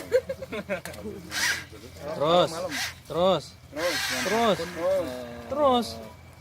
Nah, angkat sih. Angkat. Angkat, bersihkan. Sama udah disiapin insurans juga. Bersihkan bang. Bersihkan. Prosedurnya dibersihkan bang. Nah. Tuh. Sorry. Just very little amount of water.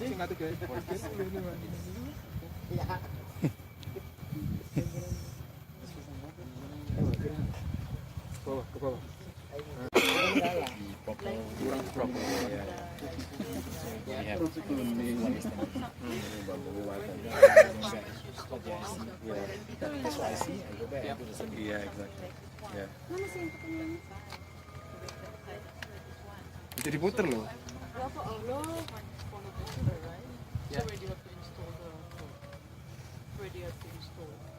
What she's asking. Oh, so you have it already? We have it in the 2 stores. Ini.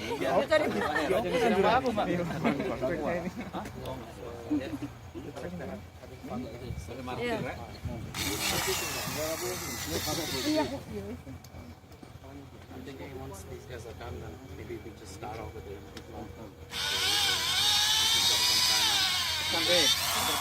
Yo. Tangan ini koncoy bang. Dan. Digawe bu. Tekan bang. Tekan bang. Oke.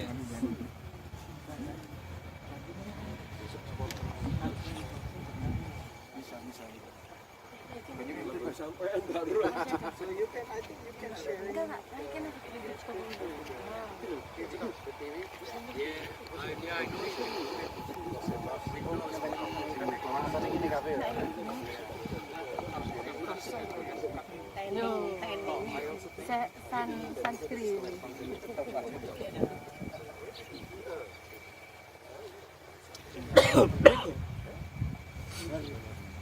I think once they put it in, maybe we put more of them.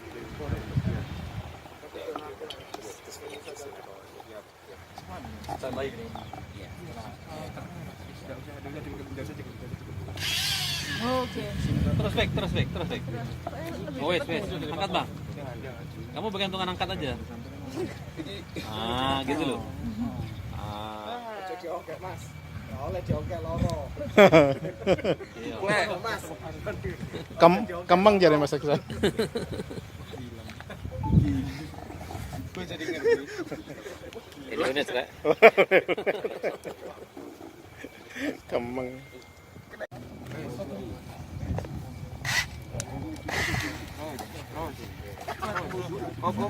Tahan. Belum, wes. Enggak, kuat. Gak kurang jeruk kan? Diputer sih loh, anu jeruk. Diputer.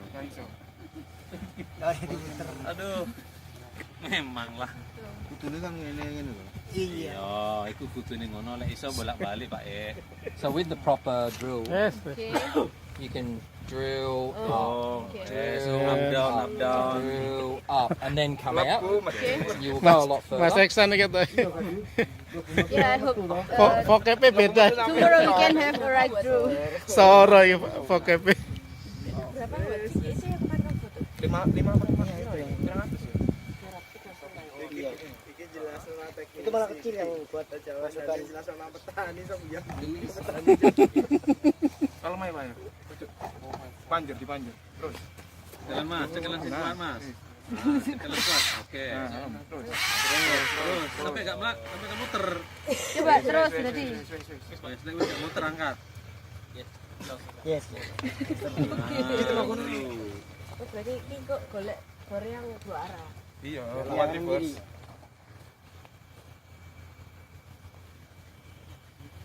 Karena tanahnya ya yang tanahnya yang Lek ngebor nang NTT baru seminggu nggak tembus. Susah Mas Andi nih. Batu. Pakai stone crusher apa? Stone crusher. Sumur bor lho Pak, bisa 9 lebih. Sumur bor ya. Iya. West Nusa Tenggara. In the East Nusa Tenggara, in Sumba Island. Jadi kok solo kopo. Because it's not soil, it's a rock. Kerok. jadi Stone mana stone. lah yang kecil itu yang buat manjat. Sugar cane. Dimundurin nah. So, Dibersihin terus. Really? Really. Growing in rocks. Jarum. Wow. You have diamond drill. So, do you know stone crushing? Yeah. Yeah. It's broken many times. Really? Really. Wow. So it's good drainage. Good man. And we have installed more than 2 million sensors across the globe, and in more than 80 countries, with having a dealer network of more than 250. So we take pride in that. We ensure that to make sure that we reach the whole global region, we provide support to our dealers, whether it's having these sort of trainings or even visiting our dealers if there is a big project going on for support. And otherwise, everything can be done remotely because I'm based in Adelaide, but that we take pride in making sure that we provide support to our dealers because that will help us at the end of the day as well help you. So our products have been used in various markets, and the biggest one is agriculture. And like I mentioned earlier, it has also been used in research, landscape. It's been used in landscape as well, and many of you are working in that industry, and for environmental monitoring. We have our EnviroScan probes, which go up 40 meters long, so they're used for monitoring the environment, whether it's leaching or fertilizers, or just deep soil monitoring. And this is just a picture showcasing some of the companies we work with. So we work with irrigation companies like Netafin, Wisecon. We work with big agriculture companies that have different sort of production and fertilizers and whatnot, such as Bayer, BXF, Monsanto, used to be now it's Bayer. And we also work a lot with universities, such as over here we have University of Florida, but we work with many universities in Australia as well. So we have various products, as you would see in the brochures, which has been passed around. But I'm going to focus on the main three, which is EnviroScan, Drill and Drop, and Diviner 2000. So these are the three main probes we usually sell. Sorry. Yes, sorry. Usually we sell. And let's first start off with the Diviner. So the Diviner 2000 is a portable probe, and essentially you have an access tube, as you see in the picture on the right there, and that is installed on the ground, and the Diviner is just a long sensor rod which you just insert into the ground. It has it measures moisture of 10 centimeters interval, and it gives you the data instantly. So you have an LCD device with you, so you install it, you get your data immediately, and it gets stored in your LCD device, and it can store up to 99 slides. Just to show another picture, that's what it looks like, and that data can then be viewed on your Max desktop, which is our software, or which you can download on your computer and use it, and otherwise you can convert it into Microsoft Excel, and then you can use it for analysis, whether you want to use it for your own, using the raw data, or integrate it into another system.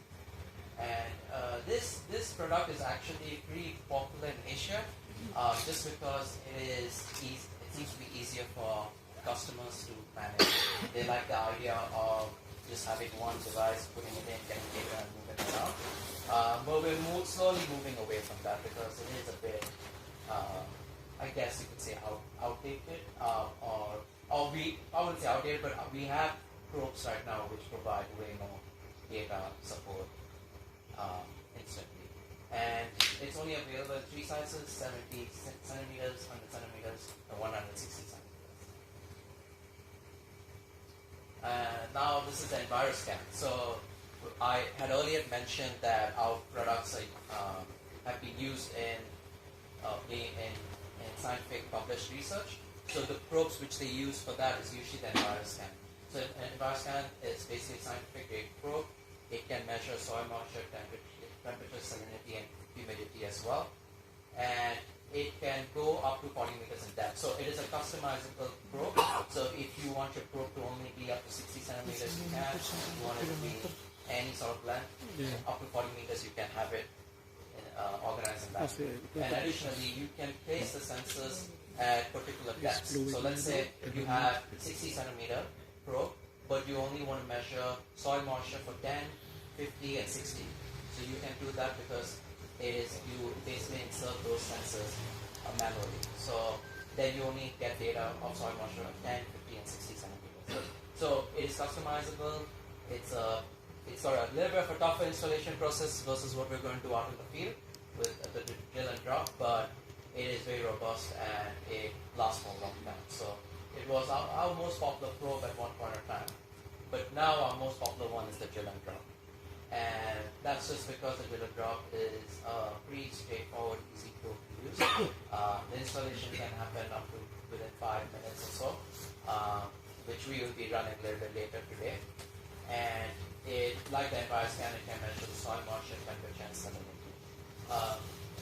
I'm sure everyone is aware, but we have two types of sensors. One which is called moisture, which measures moisture and temperature, and one is called a tri-scan, which measures the three components: soil moisture, temperature, and salinity. And another reason our probes can be installed within 5 minutes very quickly is because we have a special design of our probe. If you look at the top, you can see that as you go down the probe, it becomes a little bit narrow. And the idea is that we develop our installation toolkits to ensure that when you drill into the ground, that you're forming this sort of tapered form in the ground, and the probe can slide in easily, preventing any air gaps, because air gaps will interfere with the drill. And there's no slurry with drill and drop. So slurry is basically when you put in the probe, but because there's air gaps, so you put another layer of soil or some other material to block out the air passage. But we don't use that. Very interesting, very interesting. That's good to hear. Yeah, but like I said, we do integration of weather stations. We just need to know what outputs they have. And like I said, we're working with Galcon right now. Galcon and Sentek. So if you use certain Galcon's irrigation system, if you remember, Galileo and GSI, then our data can be uploaded in Galcon's interface in their platform. So yeah, so it depends obviously on who and what. But if you ever find out and your customer wants to use a soil profiling probe with their weather station irrigation system, just contact us and we'll find out if it's capable or not. Okay. Terence, anything from you? Any feedback? Because we need strong support from you. Stuff. So far it's quite comprehensive. Yep. And I'll reserve some for Monday. Yes. For Monday. Yes. Yep. Yeah. Thanks. Yeah. Thank you. It's good we finally met. Thanks for staying in touch and contacting, organizing for the day. I think imagine I was speaking about this, but speaking with you guys has made us realize that in this sort of area, it's the customer base, our dealer base is a little bit different to how it works in Australia and US, where there's a lot of agronomy involved, obviously landscape and irrigation systems. So so that made us think that now we should try to tackle your market differently, in terms of presenting, maybe implementation of products and stuff. Even right before we came, we were talking with Peter about something in environment profiling. So, there's a lot of ways I think we should now try to branch out, So, yeah, speaking with you has given us that perspective. So, thanks for that. Because the biggest difference between Asia and maybe you talk about North America or Australia is how the market works and the cultural difference. So for the past maybe 8-9 years of getting in touch from both sides of the world, we start to realize that whatever works in North America, Europe, right, it may or may not work in Asia. So there's a different approach, and therefore we are always evolving and changing the way that we are looking at things. So a simple product, it can be used in many ways. So if we just based on one direction, one customer base, one industry, I think we are limiting ourselves to the possibility. So with everyone coming together and talking, I think it's good that we broaden our perspective. And maybe we can use it in other ways. Just like a simple valve. You need not always be an irrigation valve. It can be a water valve. It can be a valve for fire.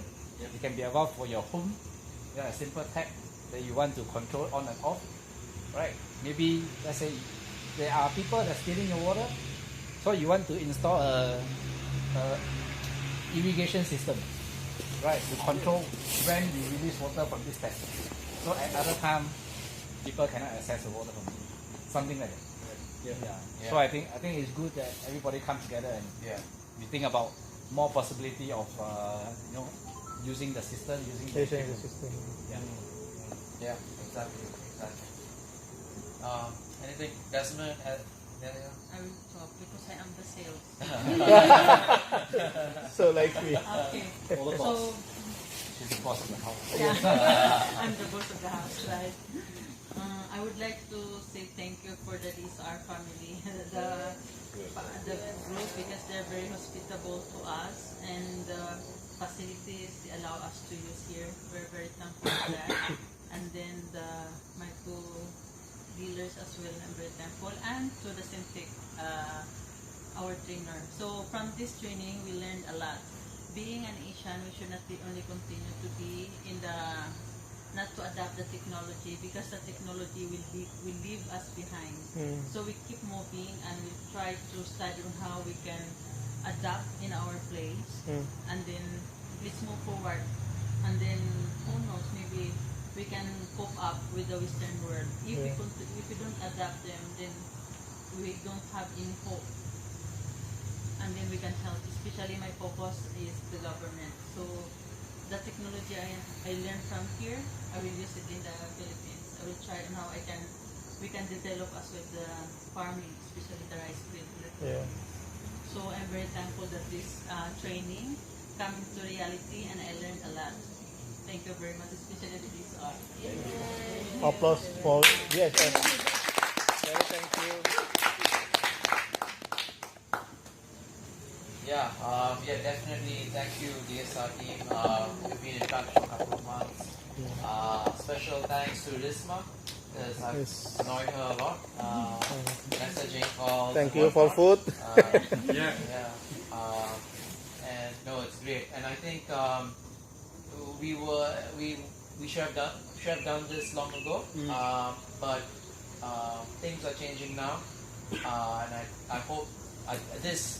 Getting you guys here to come here and organize and spend some time shows me that we should be working with you guys.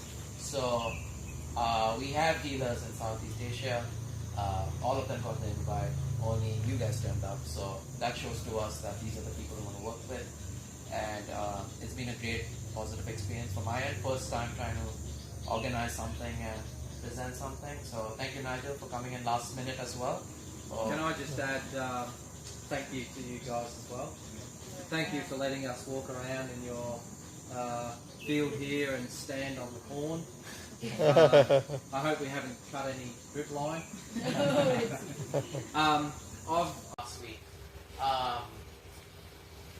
figured that there is a big demand from growers and agronomists in monitoring soil moisture across the soil profile.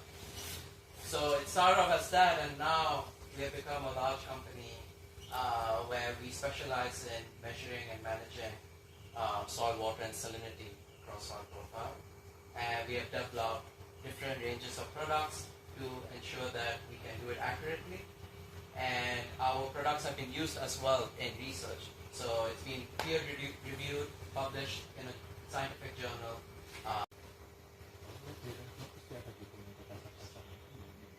So I mentioned earlier about about having a tapered probe. So we have a tapered auger, which is how we ensure that the probe goes smoothly into the ground without any air gaps.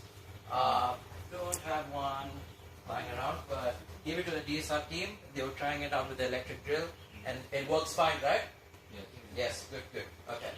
So I just want to showcase a picture to showcase that. So the auger is a little bit longer than the probe. I won't dive too much into it right now because we're going to have anyway installation training later on in the day. So I'll explain a little bit more for that. Or Nigel will explain. And another part of the installation kit we have is the tripod.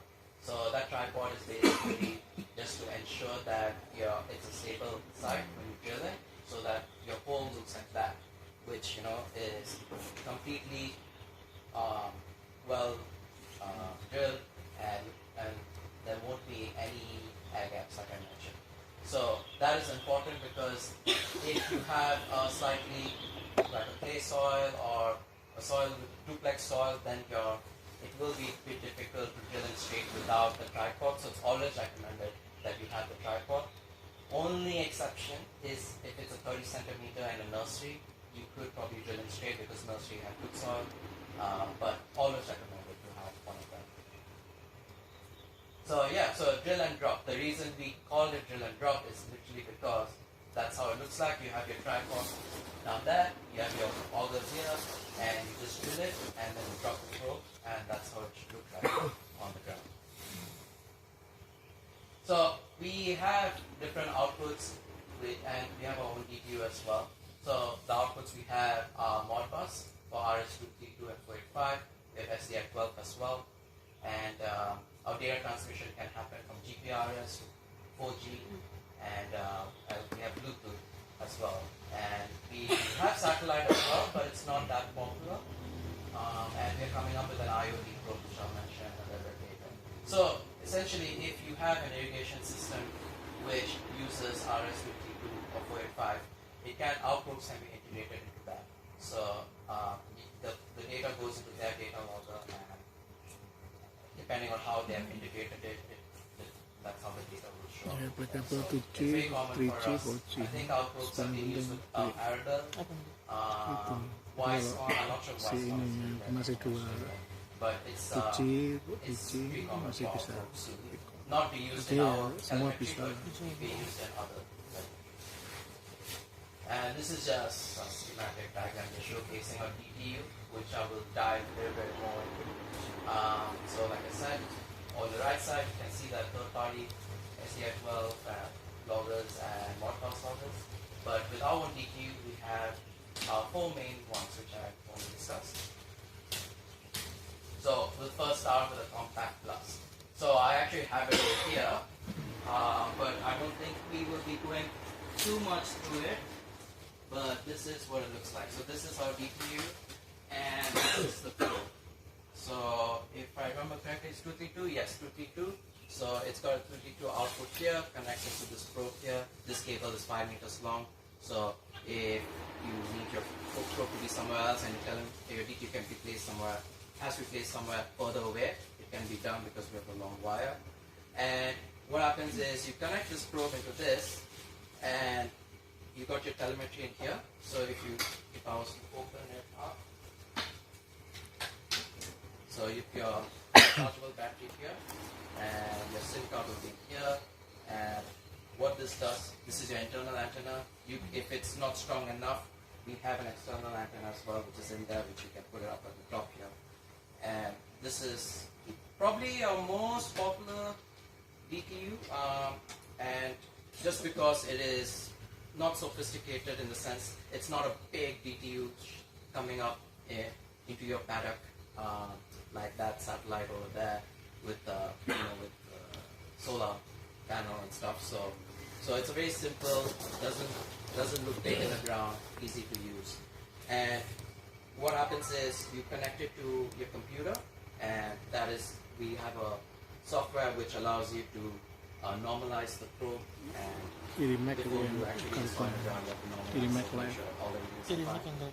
Connect it to the AirMax Live through it, and then you can use it. So this is one of the telemetries we have. Yeah, it's we use GPRS 4G for this. So depending on what network your customer would have or your region would have, like I mentioned, the benefits as well, low height. So it's also pretty straightforward to install. It's just less complex compared to the ones I'm going to talk about next. So that's what I'll showcase. That we have the internal antenna, the top camera protects the battery and the motor, and then you have your base and the connector to connect your probe. Excuse me. Yes. Because we are not really in the irrigation somehow. some of them is my first time, and then I must understand the package that we are going to use for the irrigation and for the agriculture. So here, what you have given a while ago is this one that has a yellow, that has no.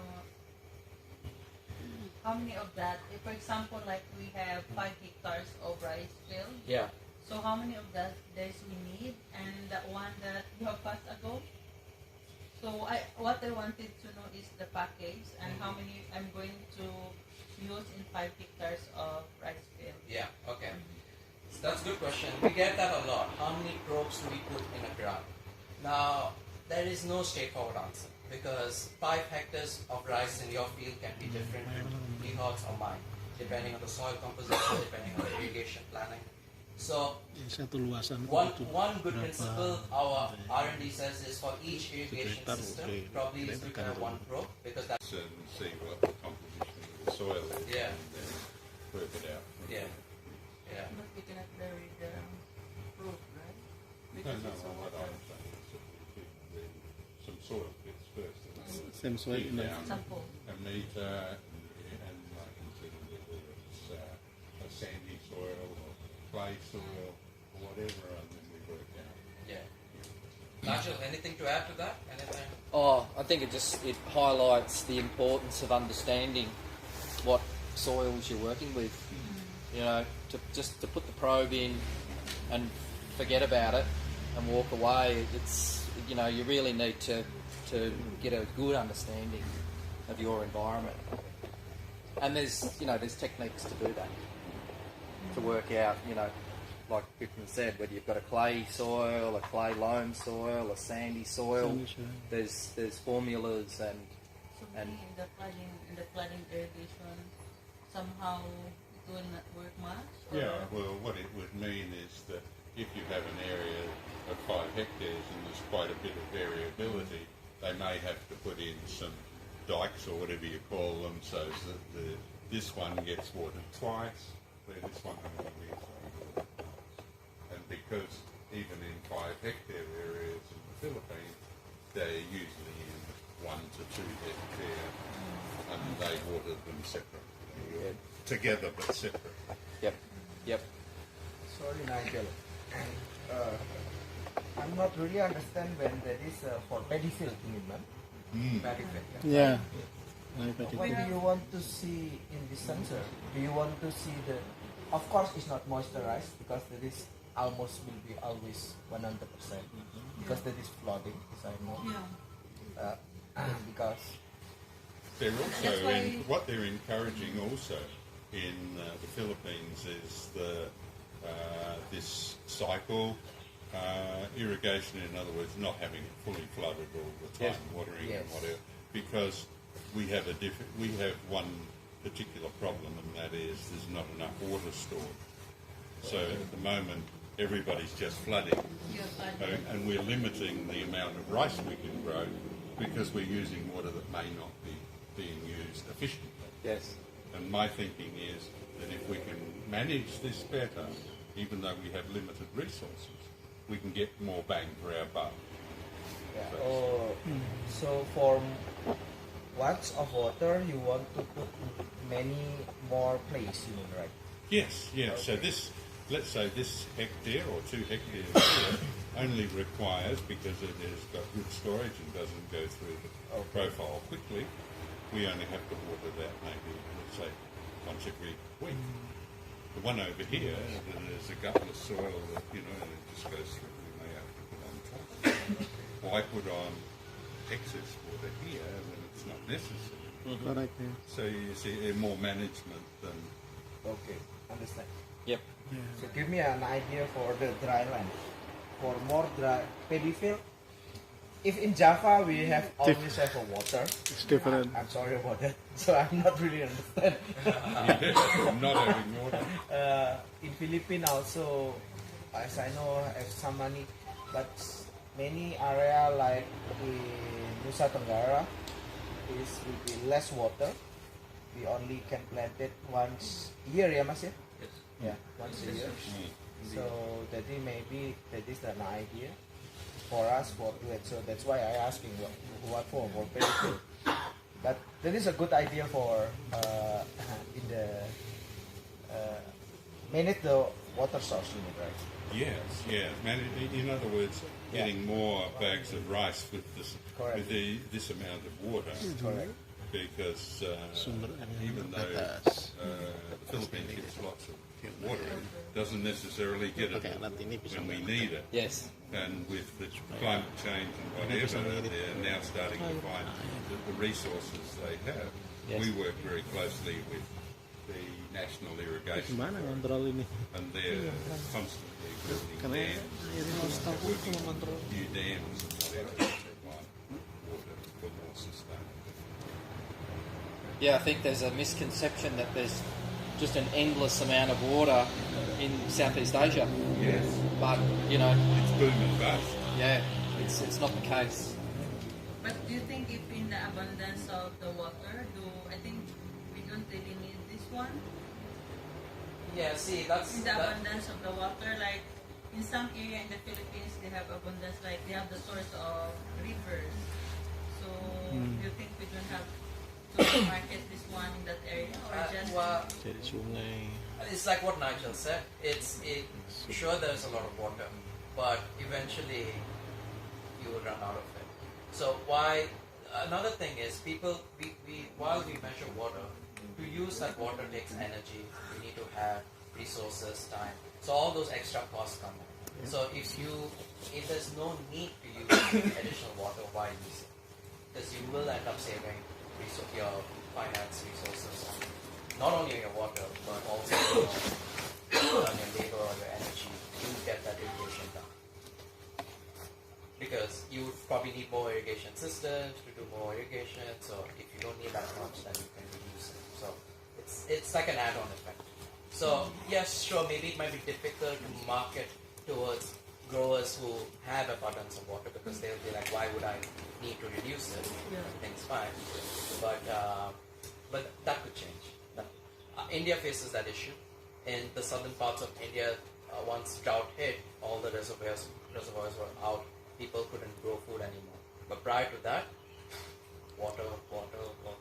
I mean, they don't know themselves because they're not educated in that way. So, yeah, you don't want to get into that situation where... As I know, Nigel, I don't know. As I know, Netafim make it this in Italy for when you less water, you less arsenic in your rice. Landscape we now import wine. We are selling wine from France, from Spain. Annual dealer conference in June, early June, June 7th or 8th, correct?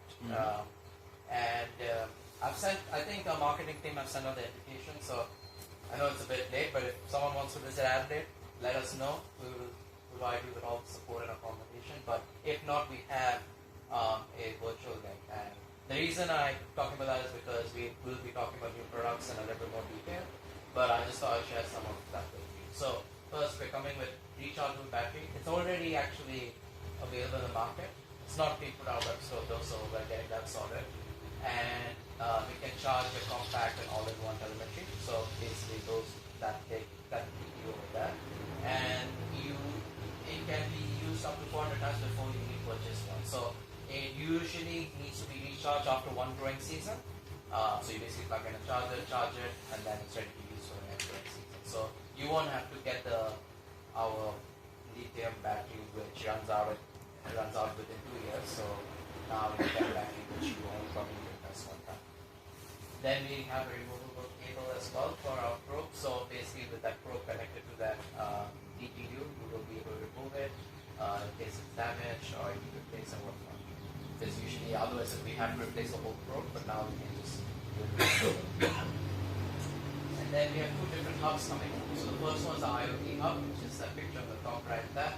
And basically that is a hub that connects your different drop probes and connected to it, and it can go to various cloud services depending on the end user. So if the end user wants their data to go into their own server and not Airmax Live like ours, instead of creating like an FTP site or all that stuff, have basically the server details for either one. I mean, not either one, but those are two examples, but even more like Google and so on. And that will go into their cloud system, and that your data gets transmitted directly to them. The last one is the Bluetooth hub, which will, the IoT hub is going to be released in July, and the Bluetooth hub is going to be released end of this year, early next year. And that's essentially a hub which will cover Bluetooth probes in 30-meter radius, and that will automatically download the data and upload it. Because earlier, as with the Bluetooth probe, you would have to go to the field to download it and upload it. But if you want it to be more automated system, you will not need to go into the field if you have a hub, all your probes within that hub. And then you can set your own sampling and uploading time, and then your data goes straight into the next hub. So because Yes. on the IoT hub, Yes. you only mentioned is Wi-Fi network. Yes, What about Wi-Fi. any other IoT network? LoRa or LoRa we are working on. But do you know what? Nah, definitely LoRa though. Yeah. Does LoRa come under this, or what's LoRa a different project? Can't remember. I'm not sure. Yeah. But we are working on the LoRa network. That's what I remember the engineering was floating that word around. Whether that comes under the IoT hub, I'm not entirely sure. But I can find that out for you. Do you use LoRa network? I haven't used it yet, but I think the farm, someone has said that they are going towards that. Right. LoRa network is used in South America a fair bit. I think the coverage is much wider, right? Yes, correct. The coverage is much wider. That's what I've been told. Yeah. But I know for sure we're working on LoRa network. Okay, so that is me. Before I pass it, well, I think we should have a break, right? Last week. Figured that there is a big demand from growers and agronomists in monitoring soil moisture across the soil profile. So it started off as that, and now we have become a large company where we specialize in measuring and managing soil, water, and salinity across soil profile. And we have developed different ranges of products to ensure that we can do it accurately. And our products have been used as well in research. So it's been peer-reviewed, published in a scientific journal. Yeah, everyone is here? Yep. Okay.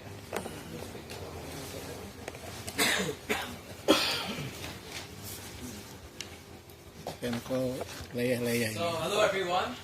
Hello. Morning. Thank you for taking your time to visit Malang. It's something that Sentek has not done for a while, at least with the dealers in Southeast Asia. So I'm glad that I got the approval to organize this. And thank you for taking time to come and visit. It's been nice. I've met everyone already. I look forward to the next 2 days as well. So we will first start off with just an introduction of Sentek, even though most of you already know. And this is what we're going to be doing today. So, well, we're 9:30 now, but that's fine.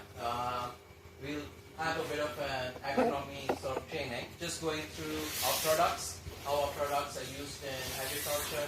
While I know we have dealers here who work in landscape and whatnot, I'm sure some of the principles will be applied to your set of work.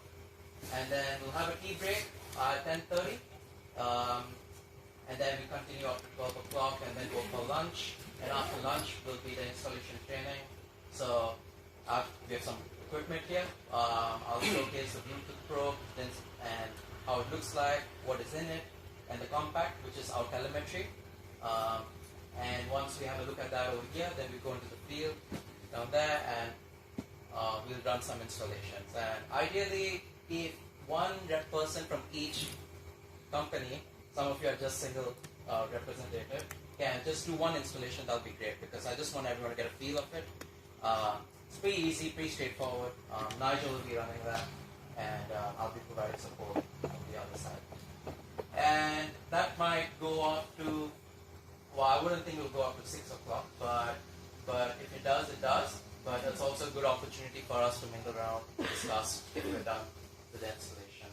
and Risma has organized dinner at 7 o'clock, so we'll have hopefully enough time to get ready and go for dinner as well. So that's what we're doing today.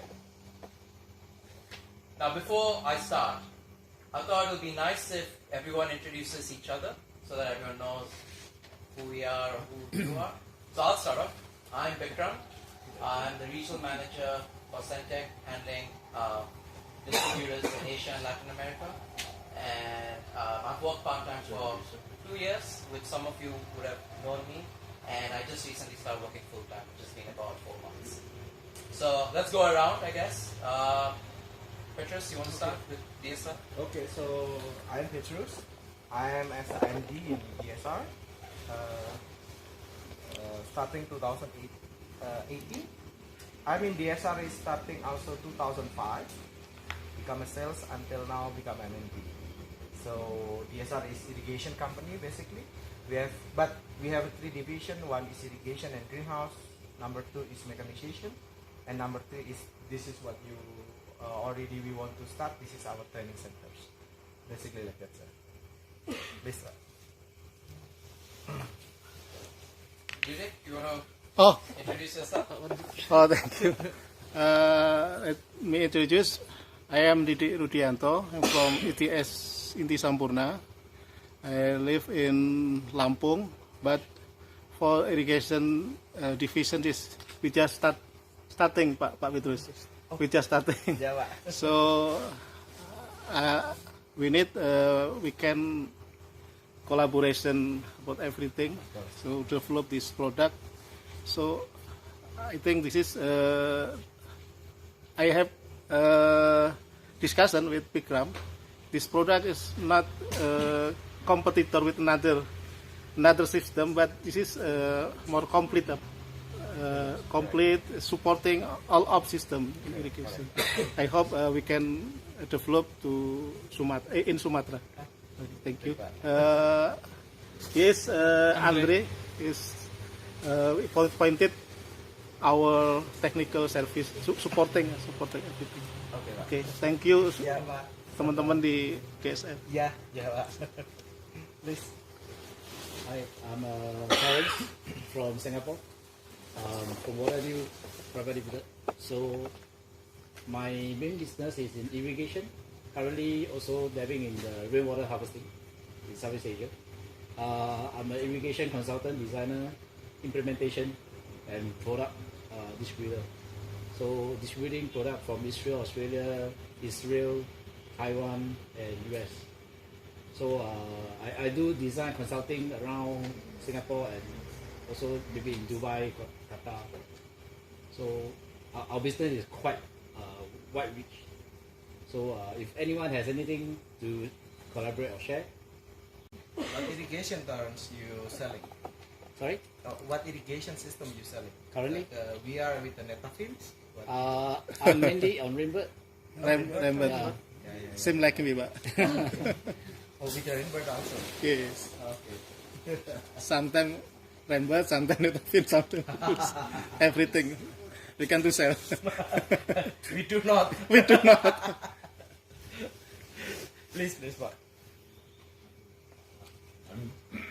I'm Desmond Elliott. I'm the technical manager for Elliott Enterprises in General Santos in the Philippines. And I have a background in supporting irrigation design and development in the positioning world. I've spent the last 30 years in GPS development and software and mapping and whatever, and have a long history of association with irrigation and viticultural development in Australia. And Yes. this is my Nela. Okay, I'm Nelia Elliot.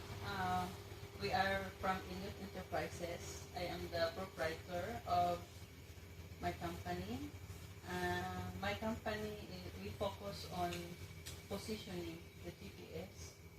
So part of my business is the irrigation. So our irrigation is not yet developed. Actually, we supply in the government the measuring how the river flow, the current. But so far, the technicalities, the the technology like this we don't have yet. So we're very happy if we can advance our technology and we can share some of the participants as well, the technology you use. Then will be a great meeting and trainings we have. Thank you very much. Hi everyone, my name is Iquat. I'm from Malaysia. Company name is NextSense. We are systems integrator for hydrological and meteorological systems. So we set up weather stations and environmental monitoring stations. Don, kenalin. Okay, as you know, we are a team from DSR. This is Wahyu, Satu, Vicky, and what's your name? Cakram. Forgot his name. There is also Mr. Isan. We are a wonderful Tim ya Pak Petrus. Yes. Thank you. I think your team, you're Yes. winning, but we are only two. So basically they are technical guys. Man. Yes, technical. They are technical guy is mostly in if Wahyu in electricity who is make up panels, electric panels, Yes. basically like that. And Sago is the IT boy, basically is the chocolate one. Yeah. Chocolate one curly. The black one. The chocolate one is the guy who's planted in the ground like this. Yeah. Is agronomy teams. I also have a manager with Pak Iksan. Pak And Iksan. the one is who have a lot of knowledge is Mr. Fikri. Yes. He's know about almost all automation who can be from NetBit, Netafilms until Inta automation, Yeah. including the Sentek. Also have Arabel in theirs. Yeah, almost know all about technical in there. Technical. So basically like that. The manager is the shit one. I'm sorry. The manager. The main job, yes. The main job is only make a disaster. Very good. Very good, Pak Anton. The manager is the most responsible. Manage Anything disaster. goes wrong, he's responsible. Yeah, that's correct. Very good manager. Please, Risma. Hi everyone, I am Risma. I am the manager of the purchasing and logistics. So I support everyone in our team. And in Very important in the company. Very important in the company. Purchase. I have collect Miss Riris. Mr. Iris, yes. Hey, Jangan duduk terus. I already with some of you yesterday. Yeah. I'm with Risma team in the purchasing, so I contact supplier. And Tion is supervisor for irrigation division. Basically like that. She's Netafilm products. Many experience, Mbak Tion. Many years Many experience. experience, basically. So that is our all team. So. Yeah. Please.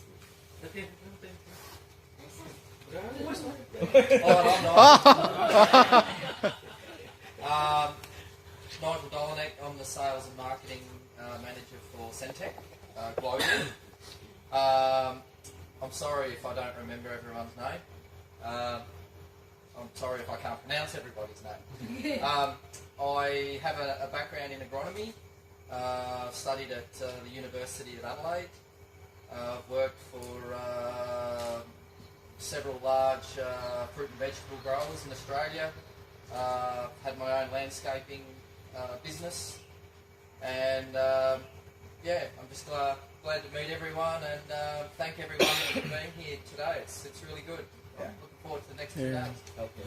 So I forget this is our civil guy, Mr. Fatoni. He's who is design and drawing for the greenhouse and the systems. Basically here. Now he's become documentation. Because he stayed here. Drafter also. Thank you everyone. Thank you. So now we start with Sentek. So Sentek is, and we have installed more than 2 million sensors across the globe, and in more than 60, 80 countries, with having a dealer network of more than 250. So we take pride in that. We ensure that to make sure that we reach the whole global region, we provide support to our dealers, whether it's having these sort of trainings or even visiting our dealers if there is a big project going on for support. And otherwise, everything can be done remotely, because I'm based in Adelaide, but that we take pride in making sure that we provide support to our dealers, because that will help us at the end of the day as well. So our products have been used in various markets, and the biggest one is agriculture. And like I mentioned earlier, it has also been used in research, landscape. It's being used in landscape as well, and many of you are working in that industry, and for environmental monitoring. We have our EnviroScan probes, which go up 40 meters long, so they're used for monitoring the environment, whether it's leaching or fertilizers or just deep soil monitoring. And this is just a picture showcasing some of the companies we work with. So we work with irrigation companies like Netafin, Wisecon. We work with big agriculture companies that have different sort of production and fertilizers and whatnot, such as Bayer, BASF, Monsanto, used to be now it's Bayer. And we also work a lot with universities, such as here we have University of Florida, but we work with many universities in Australia as well. So we have various products, as you would see in the brochures, which has been passed around. But I'm going to focus on the main three, which is EnviroScan, Drop, and Diviner 2000. So these are the three main probes we usually sell. Sorry. Yes. Sorry. Usually we sell. And let's first start off with the Diviner. So the Diviner 2000 is a portable probe, and essentially you have an access tube, as you see in the picture on the right there, and that is installed on the ground, and the Diviner is just a long sensor rod which you just insert into the ground. It has it measures moisture of 10 centimeters in total, and it gives you the data instantly. So you have an LCD device with you, so you install it, you get your data immediately, and it gets stored in your LCD device, and it can store up to 99 or 99 sites. Just to show another picture, that's how it looks like, and that data can then be viewed on your Max desktop, which is our software, or which you can download on your computer and use it, and otherwise you can convert it into Microsoft Excel, and then you can use it for analysis, whether you want to use it for your own, using the raw data, or integrate it into another system. And this product is actually pretty popular in Asia, just because it seems to be easier for customers to manage. They like the idea of just having one device, putting it in, getting data, and moving it around. But we're slowly moving away from that, because it is a bit, I guess you could say, outdated, I wouldn't say outdated, but we have probes right now which provide way more data support instantly. And it's only available in three sizes: 70 centimeters, 100 centimeters, and 160 centimeters. Now this is the EnviroScan. So I had earlier mentioned that our products have been used in scientific published research.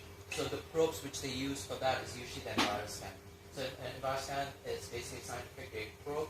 It can measure soil moisture, temperature, salinity, and humidity as well.